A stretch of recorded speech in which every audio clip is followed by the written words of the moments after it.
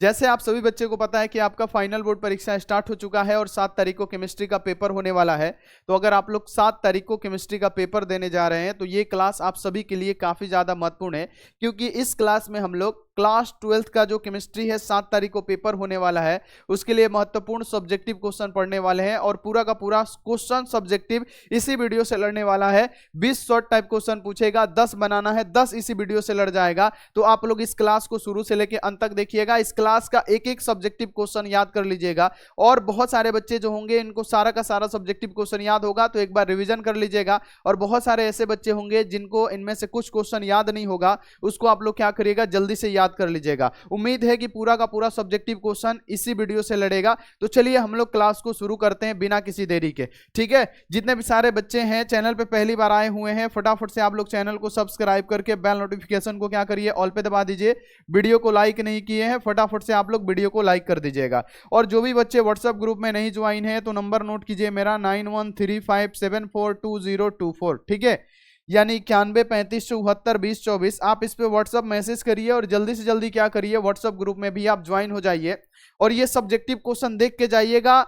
पक्का है कि आपका सब्जेक्टिव क्वेश्चन बन जाएगा, शॉर्ट टाइप क्वेश्चन बन जाएगा। तो चलिए बिना किसी देरी के हम लोग क्लास को शुरू करते हैं। पहला नंबर क्वेश्चन को लगाते हैं और पूरा समझने की कोशिश करिएगा, क्योंकि समय तो बहुत कम बचा हुआ है ना। तो समझने की कोशिश करिएगा कि क्लास में ही पूरा का पूरा सब्जेक्टिव क्वेश्चन आपको याद हो जाए। देखिए पहला नंबर हमारा जो क्वेश्चन है, क्वेश्चन क्या है कि निम्नलिखित तत्वों का इलेक्ट्रॉनिक विन्यास लिखे। और इलेक्ट्रॉनिक विन्यास लिखने के लिए हमेशा से पूछता आ रहा है बिहार बोर्ड, तो आपको ये ध्यान में रखना है, इसको सीख के जाना है। सबसे पहले किसका बोला गया है, वेनेडियम का आपसे पूछा गया है ना बाबू, किसना 23 का, इसका इलेक्ट्रॉनिक विन्यास और जिंक का पूछा गया है। सबसे पहले हम लोग भी का निकालेंगे। वेनेडियम का बाबू कितना होता है, आप कहिएगा बाबू 23 होता है, ठीक है। अब जब 23 होता है तो इसको हम लोग क्या करेंगे, निकालेंगे। आपको पता है ना किस प्रकार से निकाला जाता है, तो 23 को हम लोग क्या करेंगे बाबू, निकालेंगे, है ना। निकालेंगे तो कैसे निकालेंगे, यहां पे हमारा हो जाएगा क्या 1s2, फिर क्या होगा 2s2 हो जाएगा, फिर क्या होता है 2p6 होता है, फिर क्या होता है 3s2 होता है, फिर होगा 3p6,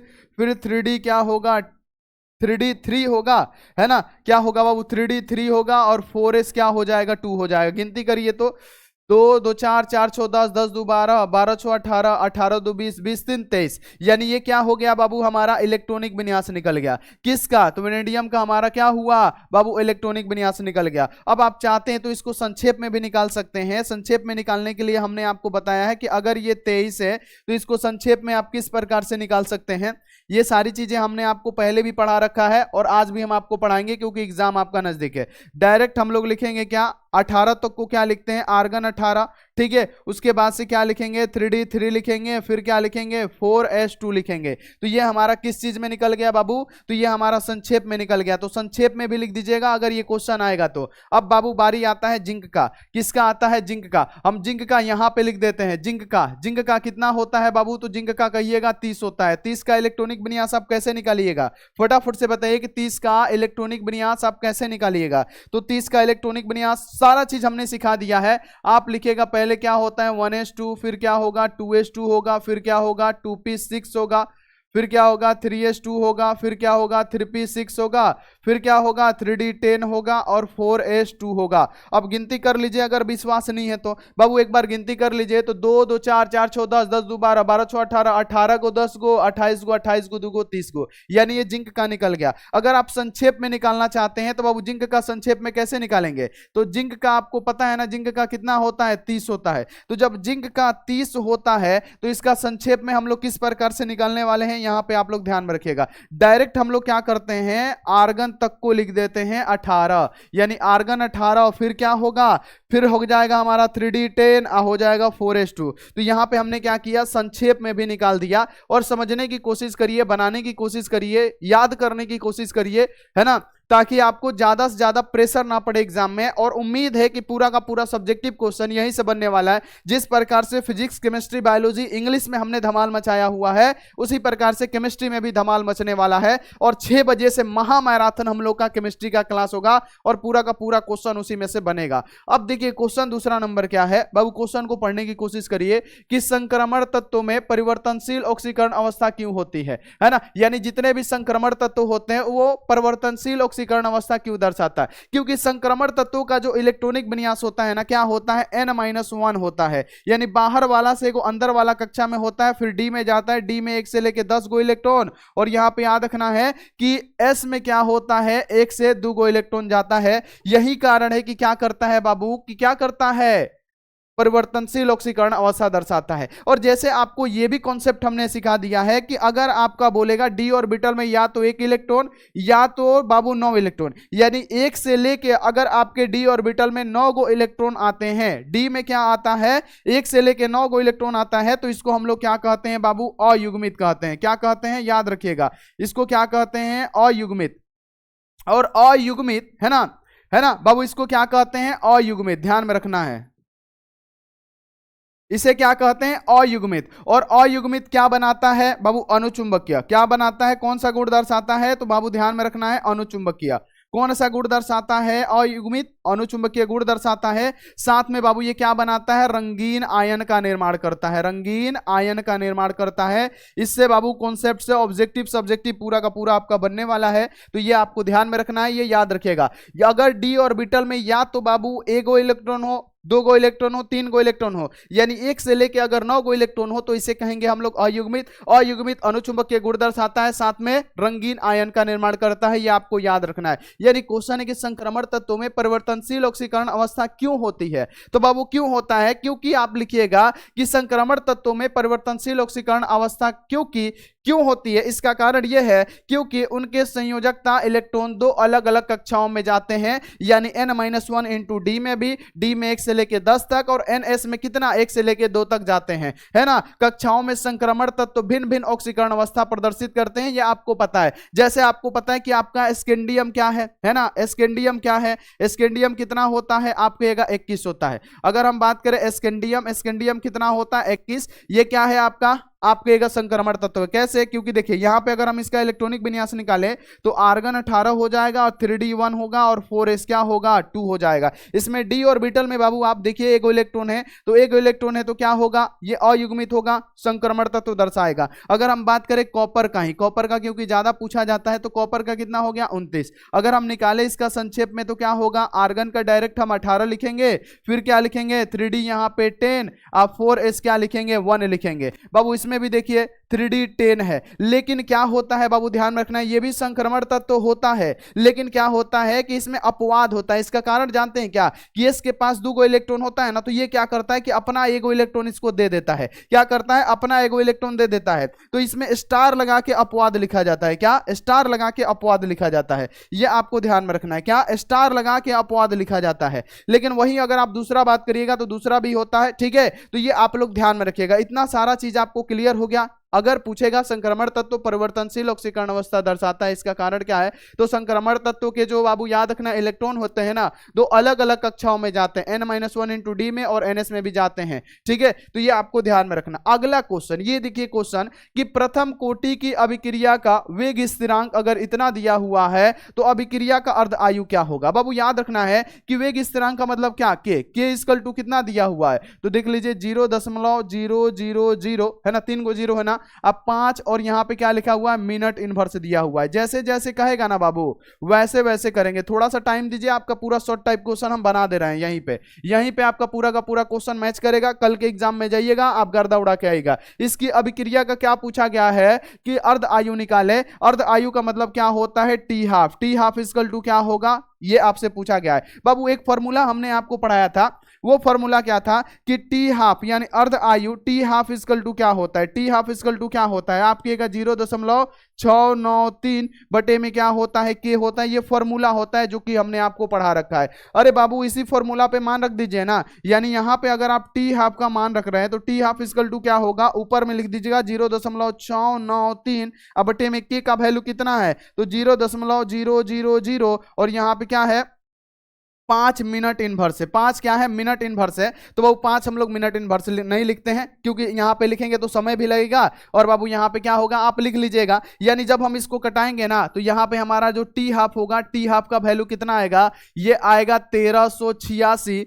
आप लिख दीजिएगा क्या, मिनट इनवर्स। कितना आएगा, मिनट इनवर्स आएगा। तो ये हमारा क्या आ गया, राइट आंसर आ गया। ये याद रखिएगा, ऐसे ऐसे क्वेश्चन पूछे जाएंगे आपके एग्जाम में, ठीक है। बस मान रखना है और मान रखिएगा, कटाइएगा तो 1386 मिनट इनवर्स आएगा। क्वेश्चन समाप्त। अगला क्वेश्चन कि प्रथम कोटि अभिक्रिया के लिए अर्ध आयु 10 मिनट दिया हुआ है। प्रथम कोटि अभिक्रिया के लिए टी हाफ कितना दिया हुआ है, ध्यान रखिएगा बाबू। यहां पे अब की बार क्या दिया हुआ है, T half. T half equal to कितना दिया हुआ है ना, टी हाफ इक्वल टू कितना दिया हुआ है, 10 मिनट दिया हुआ है। कितना दिया हुआ है, 10 मिनट दिया हुआ है। तो हम लिख देते हैं क्या, 10 मिनट। क्या दिया हुआ है, 10 मिनट दिया हुआ है। तब बाबू प्रतिक्रिया का दर निकाले। बाबू क्या पूछा गया, प्रतिक्रिया का दर स्थिरांक, दर नियतांक यानी दर नियतांक को के से सूचित करते हैं। पूछा गया कि के निकालिए।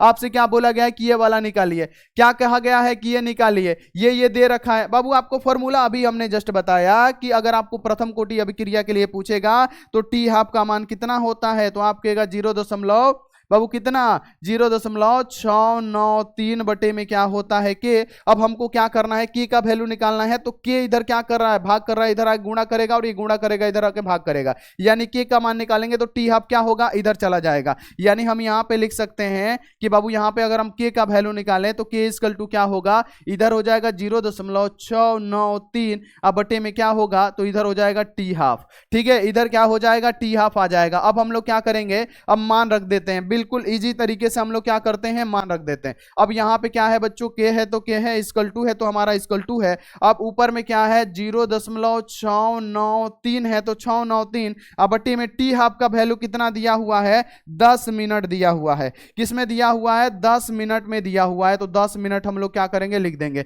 और जब हम इसको कटाएंगे ना तो बाबू हमारा के इक्वल टू क्या निकलेगा, 0.0, क्योंकि बाबू 10 से भाग दे रहा है तो क्या होगा 0.0 और यहां पे क्या होगा 693 मिनट ऊपर जाएगा, क्या होगा मिनट इनवर्स में हो जाएगा। तो मिनट इनवर्स, और ये हमारा राइट आंसर हो गया। बाबू ऐसे ऐसे क्वेश्चन देख के जाइएगा, है ना। हमको लगता है कि जो दो क्वेश्चन हमने बताया हुआ है ना न्यूमेरिकल टाइप, ये क्वेश्चन आपके एग्जामों में पूछा जा सकता है। और इसका पीडीएफ का टेंशन मत लीजिए, जब इतना हम आपके लिए कर चुके हैं तो पीडीएफ इसका फ्री में दे देंगे। कहां मिलेगा आपको पता ही है, एप्लीकेशन पे मिलेगा। लेकिन बाबू पहले क्लास करिएगा तब मिलेगा, ऐसे नहीं मिलेगा। ठीक है, क्लियर हो गया। ये भी क्वेश्चन आगे बढ़ जाइए अगला कि बाबू कैडमियम है ना 2+ के लवण सफेद होते हैं क्यों। बाबू आपको पता है ना कि 2+ के लवण सफेद होते हैं क्यों, यानी सफेद का मतलब क्या होता है, रंगहीन। रंगहीन आपको सबसे पहले हम ये बताना चाहते हैं कि अगर सुनिएगा, या तो डी ऑर्बिटल में 0 गो इलेक्ट्रॉन हो या डी ऑर्बिटल में 10 गो इलेक्ट्रॉन हो, या तो 0 में बाबू क्या डी ऑर्बिटल में 0 गो इलेक्ट्रॉन हो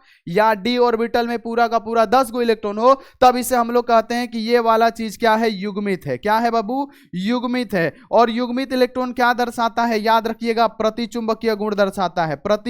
याद रखिएगा प्रतिचुंबकीय गुण दर्शाएगा, है ना, प्रतिचुंबकीय गुण दर्शाएगा। साथ में ये क्या, रंगहीन आयन। रंगहीन आयन का मतलब समझते हैं, है ना, रंगहीन आयन का मतलब समझते हैं बाबू। रंगहीन आयन का मतलब क्या, सफेद आयन। रंगहीन का मतलब क्या होता है, सफेद, है ना, यानी किसका कोई कलर ना हो। ठीक है, सफेद आयन यानी रंगहीन आयन प्रदर्शित करता है। अब कैडमियम का बाबू हम क्या करेंगे, सबसे पहले इलेक्ट्रॉनिक विन्यास निकालेंगे। सबसे पहले बाबू कैडमियम यानी CD कितना होता है, आप कहिएगा कैडमियम होता है 40, ना 48 होता है, 48। इसका संक्षेप में निकालेंगे तो के कितना हो जाएगा, Kr कितना हो जाएगा, 36 हो जाएगा। उसके बाद से क्या होगा, उसके बाद से हमारा 4D यहाँ पे क्या होगा, 10 होगा और 5s2 होगा, है ना। कितना, 5s2 होगा। तो हम लिख देते हैं 5s2, यानी बाबू क्या हो गया, 36 2 यहाँ पे क्या हो गया 38, 38 10 48। ये इसका क्या हुआ, इलेक्ट्रॉनिक विन्यास निकला। ये क्या हुआ, CD का क्या हुआ, इलेक्ट्रॉनिक विन्यास निकला। तो आपने क्या देखा बाबू, यहाँ पे एक चीज आपने नोटिस किया कि डी ऑर्बिटल में कितना बाबू 10 गो इलेक्ट्रॉन है।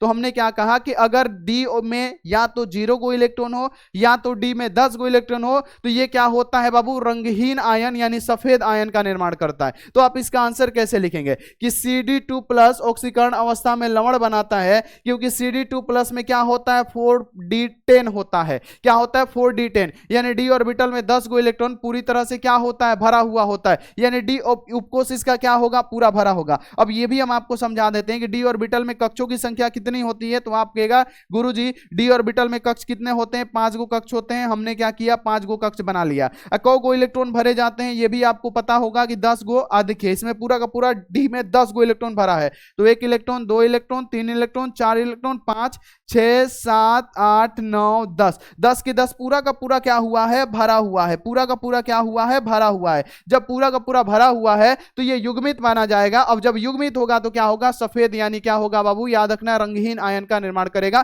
क्योंकि इसमें डी संक्रमण होगा ही नहीं मेरे लाडलो, याद रखिएगा। तो देखिए CD2+ ऑक्सीकरण अवस्था में लवण बनाता है, क्योंकि CD2+ 4D में पूरी तरह से भरा हुआ डी ऑफकोर्स होता है और इसमें कोई अयुग्मित इलेक्ट्रॉन नहीं होता है। इस प्रकार आमतौर पर इसके किसी भी लवण में डी इलेक्ट्रॉन संक्रमण क्या है, संभव नहीं है। इसीलिए कैडमियम आयन सफेद या रंगीन आयन का मतलब क्या, रंगहीन आयन का निर्माण करता है। बाबू ये पूरा हमने क्या किया है, प्रैक्टिकली समझा दिया है, ताकि आप अपने हिसाब से भी आंसर लिख सकते हैं। क्लियर हो गया, आगे बढ़ जाए अगला कि हेनरी का नियम बाबू पूछे जाने की संभावना है। हेनरी का नियम क्या है, हेनरी का नियम क्या है बाबू, ध्यान रखना है कि स्थिर ताप एवं दाब पे, सुनिएगा जितने भी सारे बच्चे हैं, हेनरी का नियम क्या होता है, सबसे पहले यहां पे समझने की कोशिश करिएगा सभी बच्चे। हेनरी का नियम हम आपको पढ़ाने जा रहे हैं बाबू, गजब का क्वेश्चन है, ध्यान रखिएगा, ऐसे ऐसे क्वेश्चन बन रहे हैं। हेनरी का नियम क्या है, मान लेते हैं प्यारे बच्चों क्या है कि ये क्या है, ये टेम्परेचर दे रहे हैं, इसको क्या कर दे रहे हैं, ताप दे रहे हैं, है ना। मान लीजिए यहाँ पे हमने सिलेंडर लगा दिया है ना, स्थिर ताप दे रहे हैं और इसमें क्या घोला गया है बाबू, याद रखना है, इसमें क्या है, द्रव है ना। स्थिर ताप पे ये क्या है, मान लीजिए कि इसमें द्रव है, ठीक है, क्या है बच्चों, द्रव है। स्थिर ताप पे ये क्या है, ये द्रव है, ठीक है। सभी बच्चे अभी के अभी समझा देंगे, इस क्वेश्चन को याद हो जाएगा, रटने की आवश्यकता नहीं होगी। अंतिम समय में भी हम आपका इतना हेल्प कर रहे हैं, उसके लिए एक लाइक और एक सब्सक्राइब बनता है। देखिए हेनरी का नियम क्या कहता है, समझने की कोशिश करिएगा। हेनरी का नियम ये कहता है कि स्थिर ताप एवं दाब पे, है ना, स्थिर ताप है और दाब स्थिर है ना, स्थिर ताप एवं दाब पर अब किसी द्रव में, ये क्या है हमारा, इसमें जो उजला उजला लिख रहा है वो क्या है, द्रव है। अब हम इसमें क्या करें कि कोई गैस घोल रहे हैं, ये क्या है बाबू, हम मान लेते हैं कि ये क्या है हमारा, कोई गैस है, ये क्या है हमारा, कोई गैस है। ये जो हम घोल रहे हैं वो कौन सा चीज है, ये है हमारा गैस, ठीक है। अब यहां पे इसका डेफिनेशन कैसे बनाइएगा हम आपको बता रहे हैं, ठीक है। आप कहिएगा कि स्थिर ताप पे या नियत ताप पे, नियत से अच्छा होगा आप लिख दीजिएगा स्थिर, स्थिर ताप पे कि यहां स्थिर ताप पे, है ना, स्थिर ताप एवं दाब पे किसी द्रव में किसी गैस की विलयता, है ना, स्थिर ताप एवं दाब पे, स्थिर ताप है, दाब स्थिर है, तो स्थिर ताप एवं दाब पे किसी द्रव में किसी गैस की विलयता गैस के दाब के समानुपाती होती है, जिसे हम लोग हेनरी का नियम कहते हैं। बाबू याद कर लीजिए, अभी भी समय है, और कमेंट में बताइएगा आज का क्लास समझ में आया, मजा आ रहा है। बाबू हम क्या कहेंगे, स्थिर ताप, ताप क्या है, स्थिर है, टेम्परेचर क्या है, स्थिर है, तो स्थिर ताप एवं दाब पे किसी द्रव में किसी गैस की विलयता गैस के दाब के समानुपाती होती है। अगर बाबू हम लोग गैस का दाब क्या माने, पी, तो पी समानुपाती क्या होगा, x होगा, तो P समानुपाती हटेगा, इक्वल टू लगेगा KH क्या लगाएंगे, हेनरी नियतांक, और यहां पे x हो जाएगा, तो P इक्वल टू क्या हो गया, KHX। यही होता है हमारा हेनरी का नियम। जहां पे P क्या होता है तो लिख दीजिएगा, जहां पे P क्या होता है, गैस का दाब होता है, गैस का क्या होगा, गैस का क्या होगा, दाब होगा, याद रखना है ना। KH जो होता है ना, ये क्या होता है, हेनरी नियतांक होता है। क्या होता है बच्चों, हेनरी नियतांक होता है, ये आपको याद रखना है ना। बाबू क्या होता है, हेनरी नियतांक होता है। और बाबू x क्या होता है, गैस का मोल प्रभाज होता है। बाबू क्या होता है, गैस का मोल प्रभाज, क्या होता है, गैस का मोल प्रभाज, याद रखना है। तो ये सब क्वेश्चन आप लोग याद रखिएगा, है ना। क्या होता है, गैस का मोल प्रभाज होता है, ये भी आपको ध्यान में रखना है। तो ये सारी चीजें जो हमने बताई हैं बच्चों, ये सारा चीज आपको याद रखना है। यानी स्थिर ताप एवं दाब पे किसी द्रव में किसी गैस की विलयता गैस के दाब के समानुपाती होती है, जिसे हम लोग हेनरी का नियम कहते हैं। यदि विलयन में गैस के मोल अंश उसकी विलयता का माप माने तो यह कहा जा सकता है कि विलयन में गैस का मोल अंश विलयन के ऊपर उपस्थित गैस के आंशिक दाब के समानुपाती होता है, जो कि P समानुपाती क्या होगा, x होगा। ये बाबू क्वेश्चन आपको समझ में आया कि नहीं, एक बार बताइएगा, क्योंकि समय की कमी, हमको तेजी से निकलना पड़ेगा।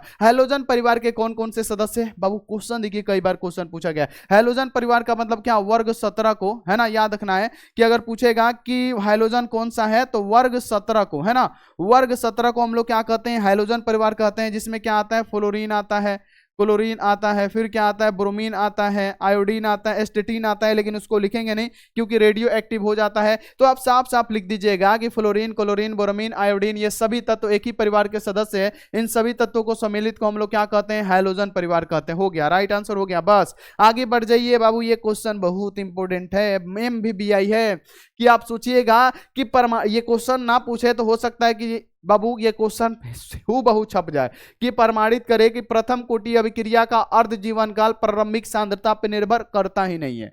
बाबू आपको प्रूफ करना है, इसमें एक डेरिवेशन है, इसको प्रूफ करना है। क्या आप रेडी हैं प्रूफ करने के लिए? जैसे आपको एक चीज हमने बताया है कि मान लेते हैं कि अभिकारक ए है, इससे क्या बना, कोई उत्पाद बना हमारा बी, है ना। मान लेते हैं कोई अभिकारक ए है जिससे मान लेते हैं कि कोई उत्पाद बना हमारा बी। बाबू पहले इतना बताइए क्लियर हुआ कि नहीं।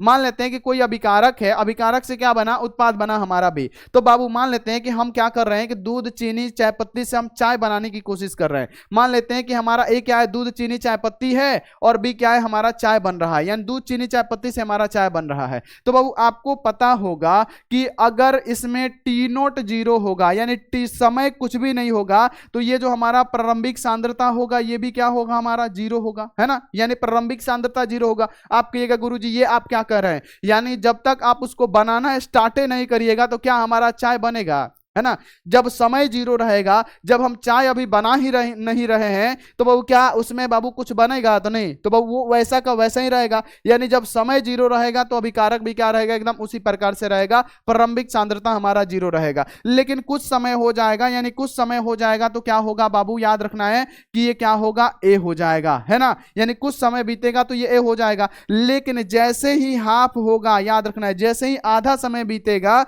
है ना, तो बाबू आधा समय बीतेगा तो क्या होगा, जो प्रारंभिक सांद्रता था यानी ये जो ए नोट था बाबू क्या हो जाएगा, ये आधा हो जाएगा। आपको समझ में आया। मान लेते हैं कि आपको 4 गो रोटी दे दिया गया, है ना, और आपसे अभी बोला गया कि अभी समय कुछ भी नहीं हुआ है, अभी आपको शुरू नहीं करना है, तो आपके थाली में कितना रोटी होगा, 4 गो रोटी होगा। लेकिन आपसे बोला जाए कि अब आधा समय में, है ना, कितना रोटी बचेगा, तो आप कहेगा 4/2 गो रोटी बचेगा, है ना।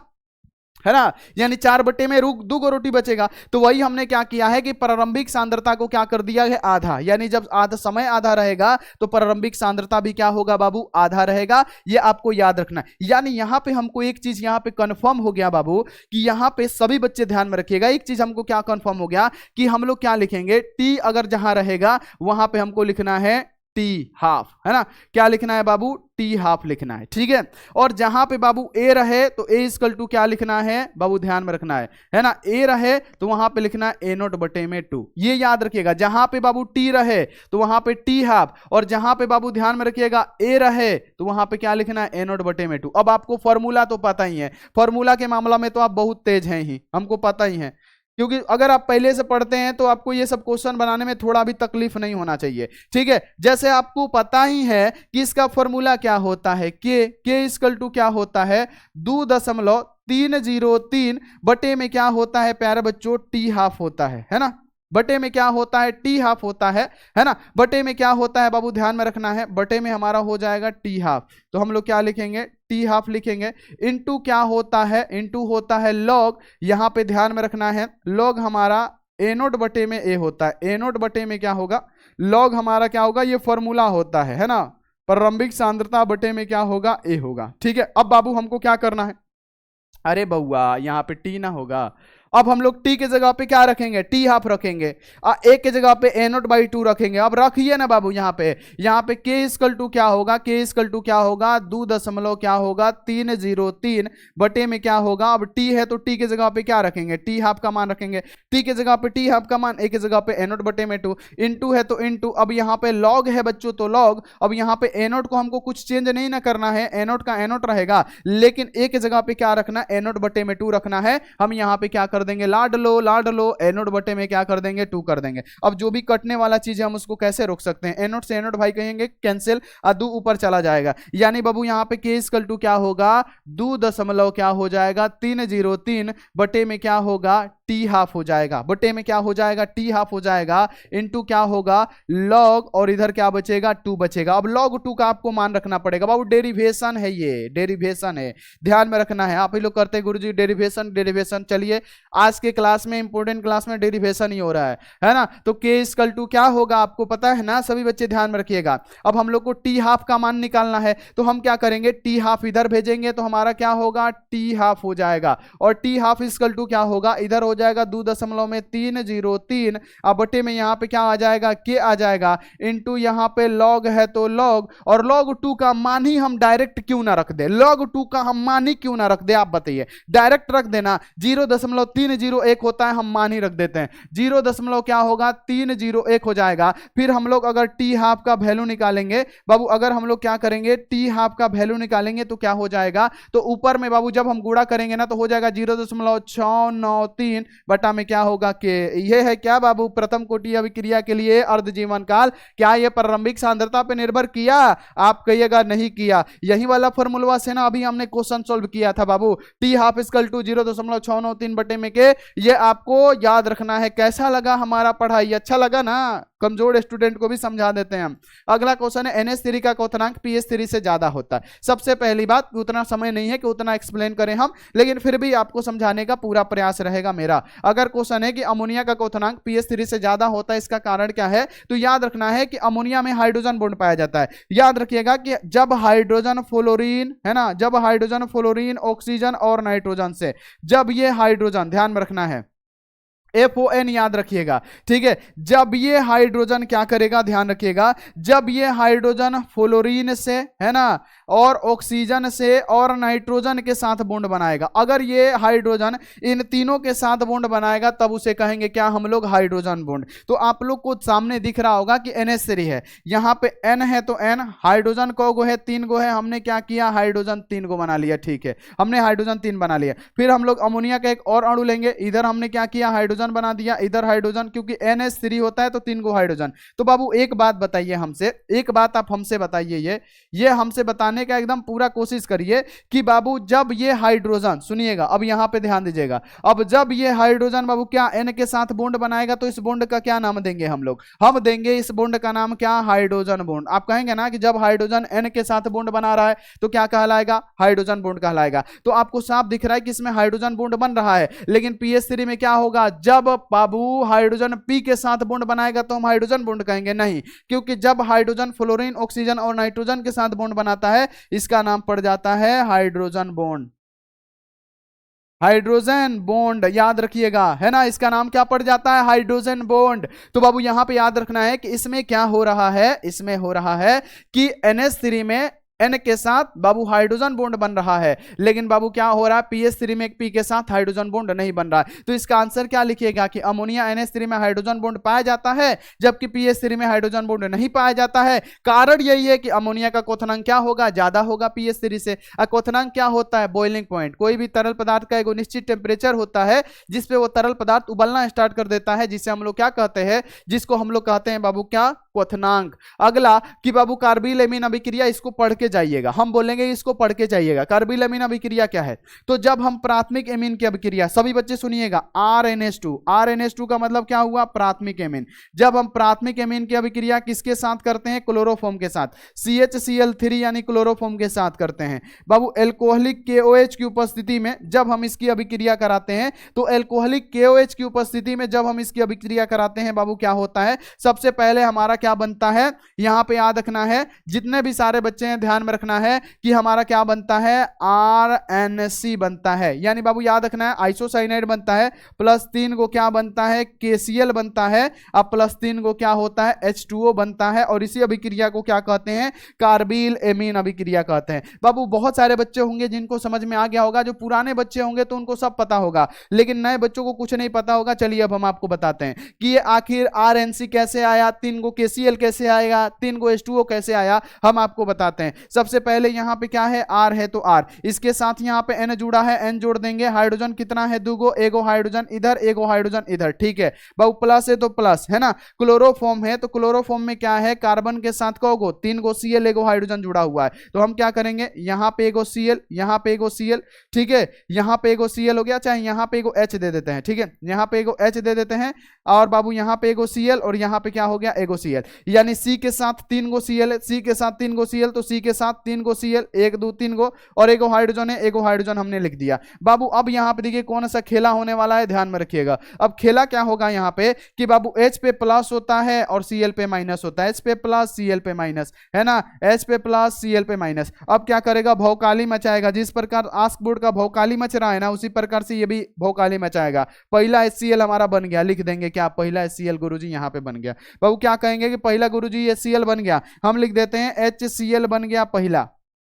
क्या बना, HCl हमारा पहला बन गया, ठीक है। फिर यहां से देखिए फिर भौकाली मचा, फिर भौकाली मचा आस्क के जैसे, तो H पे प्लस Cl पे माइनस, फिर क्या बना यहाँ पे H पे प्लस Cl पे माइनस HCl बन गया। फिर एक बार और भौकाली मचाएगा यहाँ पे HCl, है ना, H पे प्लस Cl पे माइनस, तो यहाँ पे भी क्या किया, भौकाली मचाया, और आस्क बोर्ड की तरह पूरा भौकाली मचा रहा है एग्जाम में और HCl बना रहा है। फिर हमको क्या करना है, 3 गो KOH ना लेना है, हमने सिर्फ क्लोरोफॉर्म लिया था ना, अब हम लोग क्या करेंगे, 3 गो KOH लेंगे। तो हम पहला ले रहे हैं, पहला KOH, है ना, पहला KOH ले रहे हैं तो K, है ना, सुनिएगा, पहला KOH ले रहे हैं तो KOH, पहला KOH 3 को लेना है, दूसरा KOH, फिर तीसरा लेंगे क्या, KOH। अब देखिए यहाँ पे फिर भौकाली मचने वाला है, कैसे, अभी आपको पता लगेगा। H पे प्लस Cl पे माइनस, S पे प्लस Cl पे माइनस, S पे प्लस Cl पे माइनस, K पे प्लस OH पे माइनस, K पे प्लस OH पे माइनस, K पे प्लस OH पे माइनस। क्या होगा बाबू, जानते हैं सबसे पहले कि अब ये बाबू भौकाली मचाएगा, भौकाली मचाएगा तो क्या होगा, K पे प्लस Cl पे माइनस को लेके कहेगा चलो तुम हमारे साथ, ठीक है। उसी प्रकार से बोलेगा कि वो चला गया तो हम लोग क्या करेंगे इस दुनिया में रह के, चलो हम लोग भी चलते हैं तारों के शहर में, ये भी चला जाएगा। फिर क्या करेगा, ये बोलेगा जब 2 गो भगलसन तो हम कहें रुकी भाई, चल रे भाई तेहू चल, Cl तेहू चल हमारा साथ है, तो ये भी क्या करेगा, ये चला जाएगा वायुमंडल में, ठीक है। यानी को KCl निकल गया, आप कहिएगा गुरुजी 3 गो KCl निकल गया। लेकिन यहां पे देखिए अब हम लोग क्या देते हैं, यहां पे तीर देते हैं। कैसे, आपको पता है क्यों तीर देना है, क्योंकि यहां तक हमने लिख दिया, अब बाबू तीर है तो तीर। अब RNC कैसे आया, तो यहां पे देखिए R हमारा पूरी तरह से बचा हुआ, N पूरी तरह से बचा हुआ, और यहां से C पूरी तरह से बचा हुआ है, तो हमारा क्या बना बाबू, क्या बना, फटाफट से बताइए। आप कहेगा यहाँ पे क्या बना, RNC बना, ठीक है, RNC हमारा प्राप्त हो गया। अब बाबू 3 गो KCl कैसे प्राप्त हुआ, ये देख लीजिए। तो 3 गो KCl कैसे प्राप्त हुआ, तो K पे प्लस Cl पे माइनस, K पे प्लस Cl पे माइनस, K पे प्लस को गो 3 गो, तो यहाँ पे क्या प्राप्त हुआ, 3 गो KCl प्राप्त हो गया, ठीक है। यहाँ पे भी 3 गो KCl आ गया। अब H2O क्या, H पे प्लस OH पे माइनस H2O, H पे प्लस OH पे माइनस H2O, H पे प्लस OH पे माइनस H2O, को गो H2O बन रहा है, तो आप कहेगा 3 गो H2O बन रहा है, हो गया। यही है कार्बोनिल अमीन अभिक्रिया। देख के जाइएगा, 5 नंबर पे भी आ सकता है, याद रखिएगा। क्वेश्चन क्लियर ना, दिमाग क्लियर, क्वेश्चन क्लियर। यानी बाबू एलिफैटिक या एरोमेटिक प्राथमिक, मतलब क्या, प्राथमिक को क्लोरोफॉर्म तथा एल्कोहलिक KOH के साथ गर्म करने से तीव्र दुर्गंध फिनोल आइसोसाइनेट यानी कार्बिल एमीन बनता है, और इसका उपयोग हम लोग क्लोरोफॉर्म प्रशिक्षण तथा प्राथमिक एमीन के प्रशिक्षण में, यानी इससे प्राथमिक एमीन की पहचान की जाती है, यह भी ध्यान में रखना है। हो गया क्लियर। अब बाबू इसका बाबू क्या हमने क्या लिया, मतलब क्या लिया, एलिफैटिक लिया। अब एरोमेटिक वाला भी एक देख लीजिए, क्योंकि बाबू पढ़ना जरूरी है। एरोमेटिक वाला देख लीजिए, एक ही लिखना है, ऐसा नहीं कि दोनों लिखना है, दोनों लिखिएगा तब भी कोई बात नहीं है। या तो ये रिएक्शन लिख दीजिएगा, या तो ये। यहाँ पे हमने क्या किया, NH2 जोड़ दिया, है ना, NH2, है ना। जब हम इसकी अभिक्रिया किसके साथ कराएंगे, क्लोरोफॉर्म CHCl3 प्लस क्या एल्कोहलिक KOH की उपस्थिति में कराएंगे, तो हमारा क्या बनने वाला है, डायरेक्ट बोलिए चला, तो बनेगा यहाँ पे क्या, है ना, यहाँ पे क्या हो जाएगा, NC जुड़ जाएगा।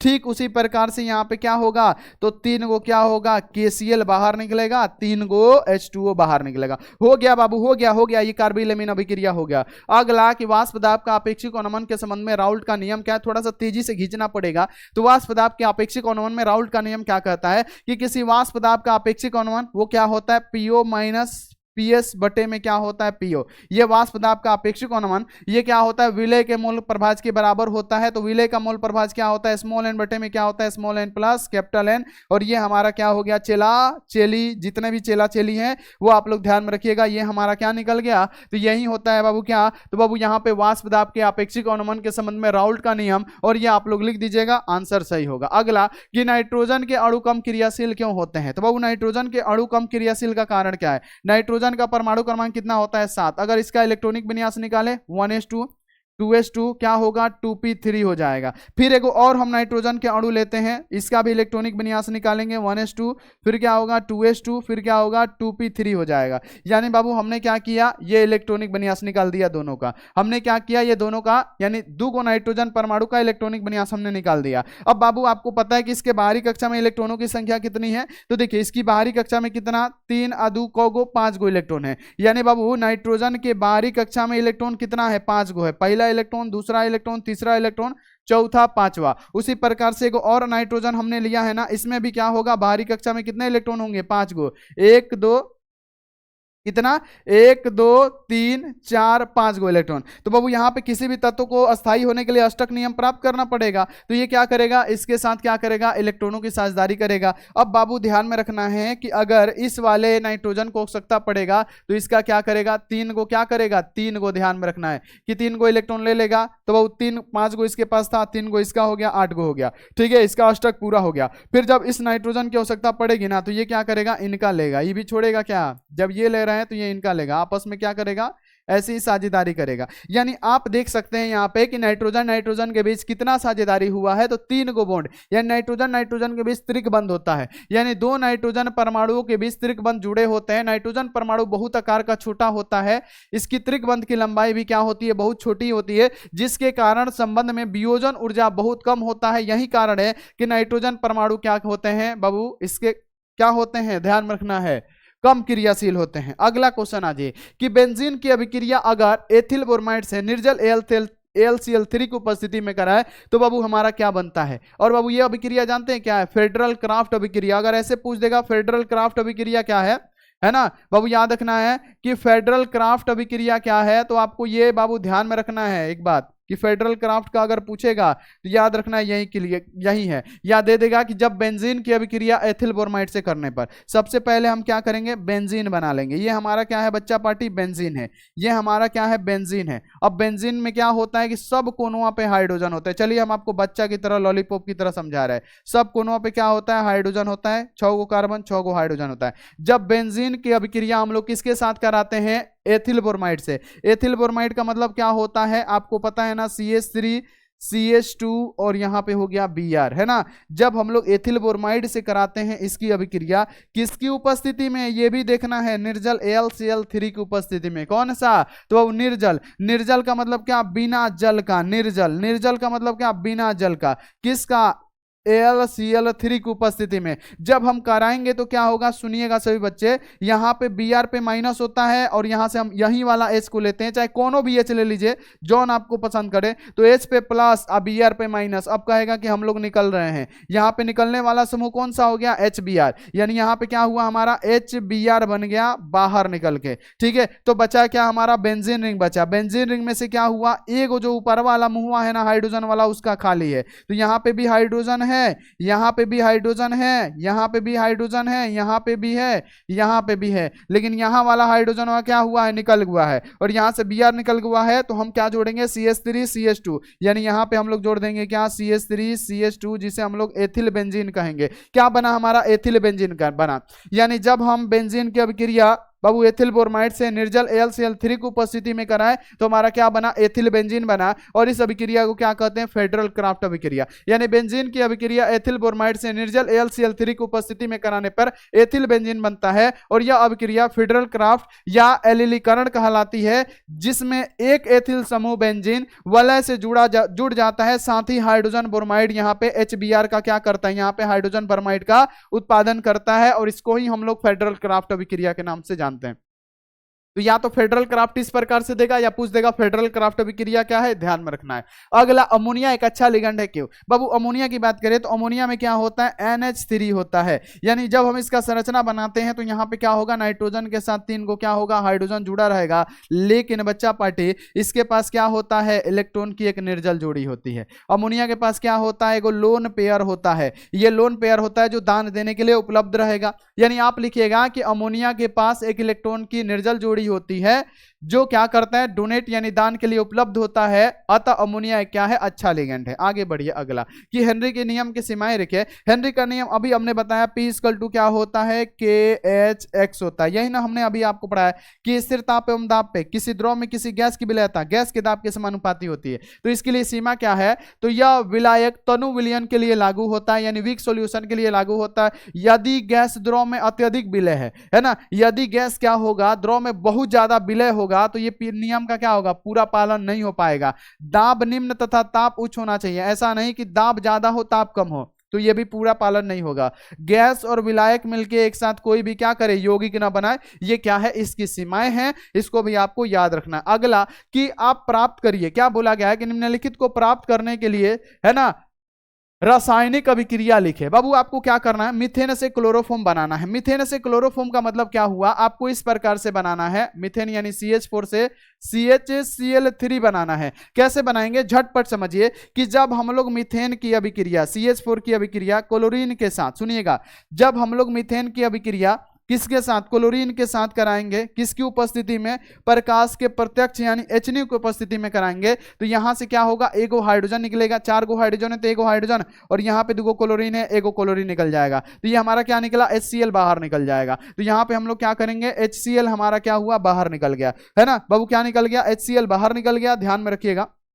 यहाँ पे हमारा क्या हुआ, HCl बाहर निकल गया, तो बचा क्या, पहले बचा वाला लिख लेते हैं। यहाँ पे CH3 बचा, तो हम लोग क्या लिखेंगे, CH3, और फिर क्या बचा, Cl बचा, क्योंकि यहाँ से एगो क्लोरीन निकला हुआ है, यानी हमारा HCl क्या हुआ है, बाहर निकला हुआ है। फिर बाबू हम लोग क्या करेंगे, सुनिएगा, हम लोग अब क्या करेंगे, इसकी अभिक्रिया जो बचा हुआ है ना, CH3Cl ये हमारा बचा हुआ है, फिर इसकी क्लोरीन के साथ क्या करेंगे, फिर अभिक्रिया कराएंगे। क्या कराएंगे, फिर अभिक्रिया कराएंगे।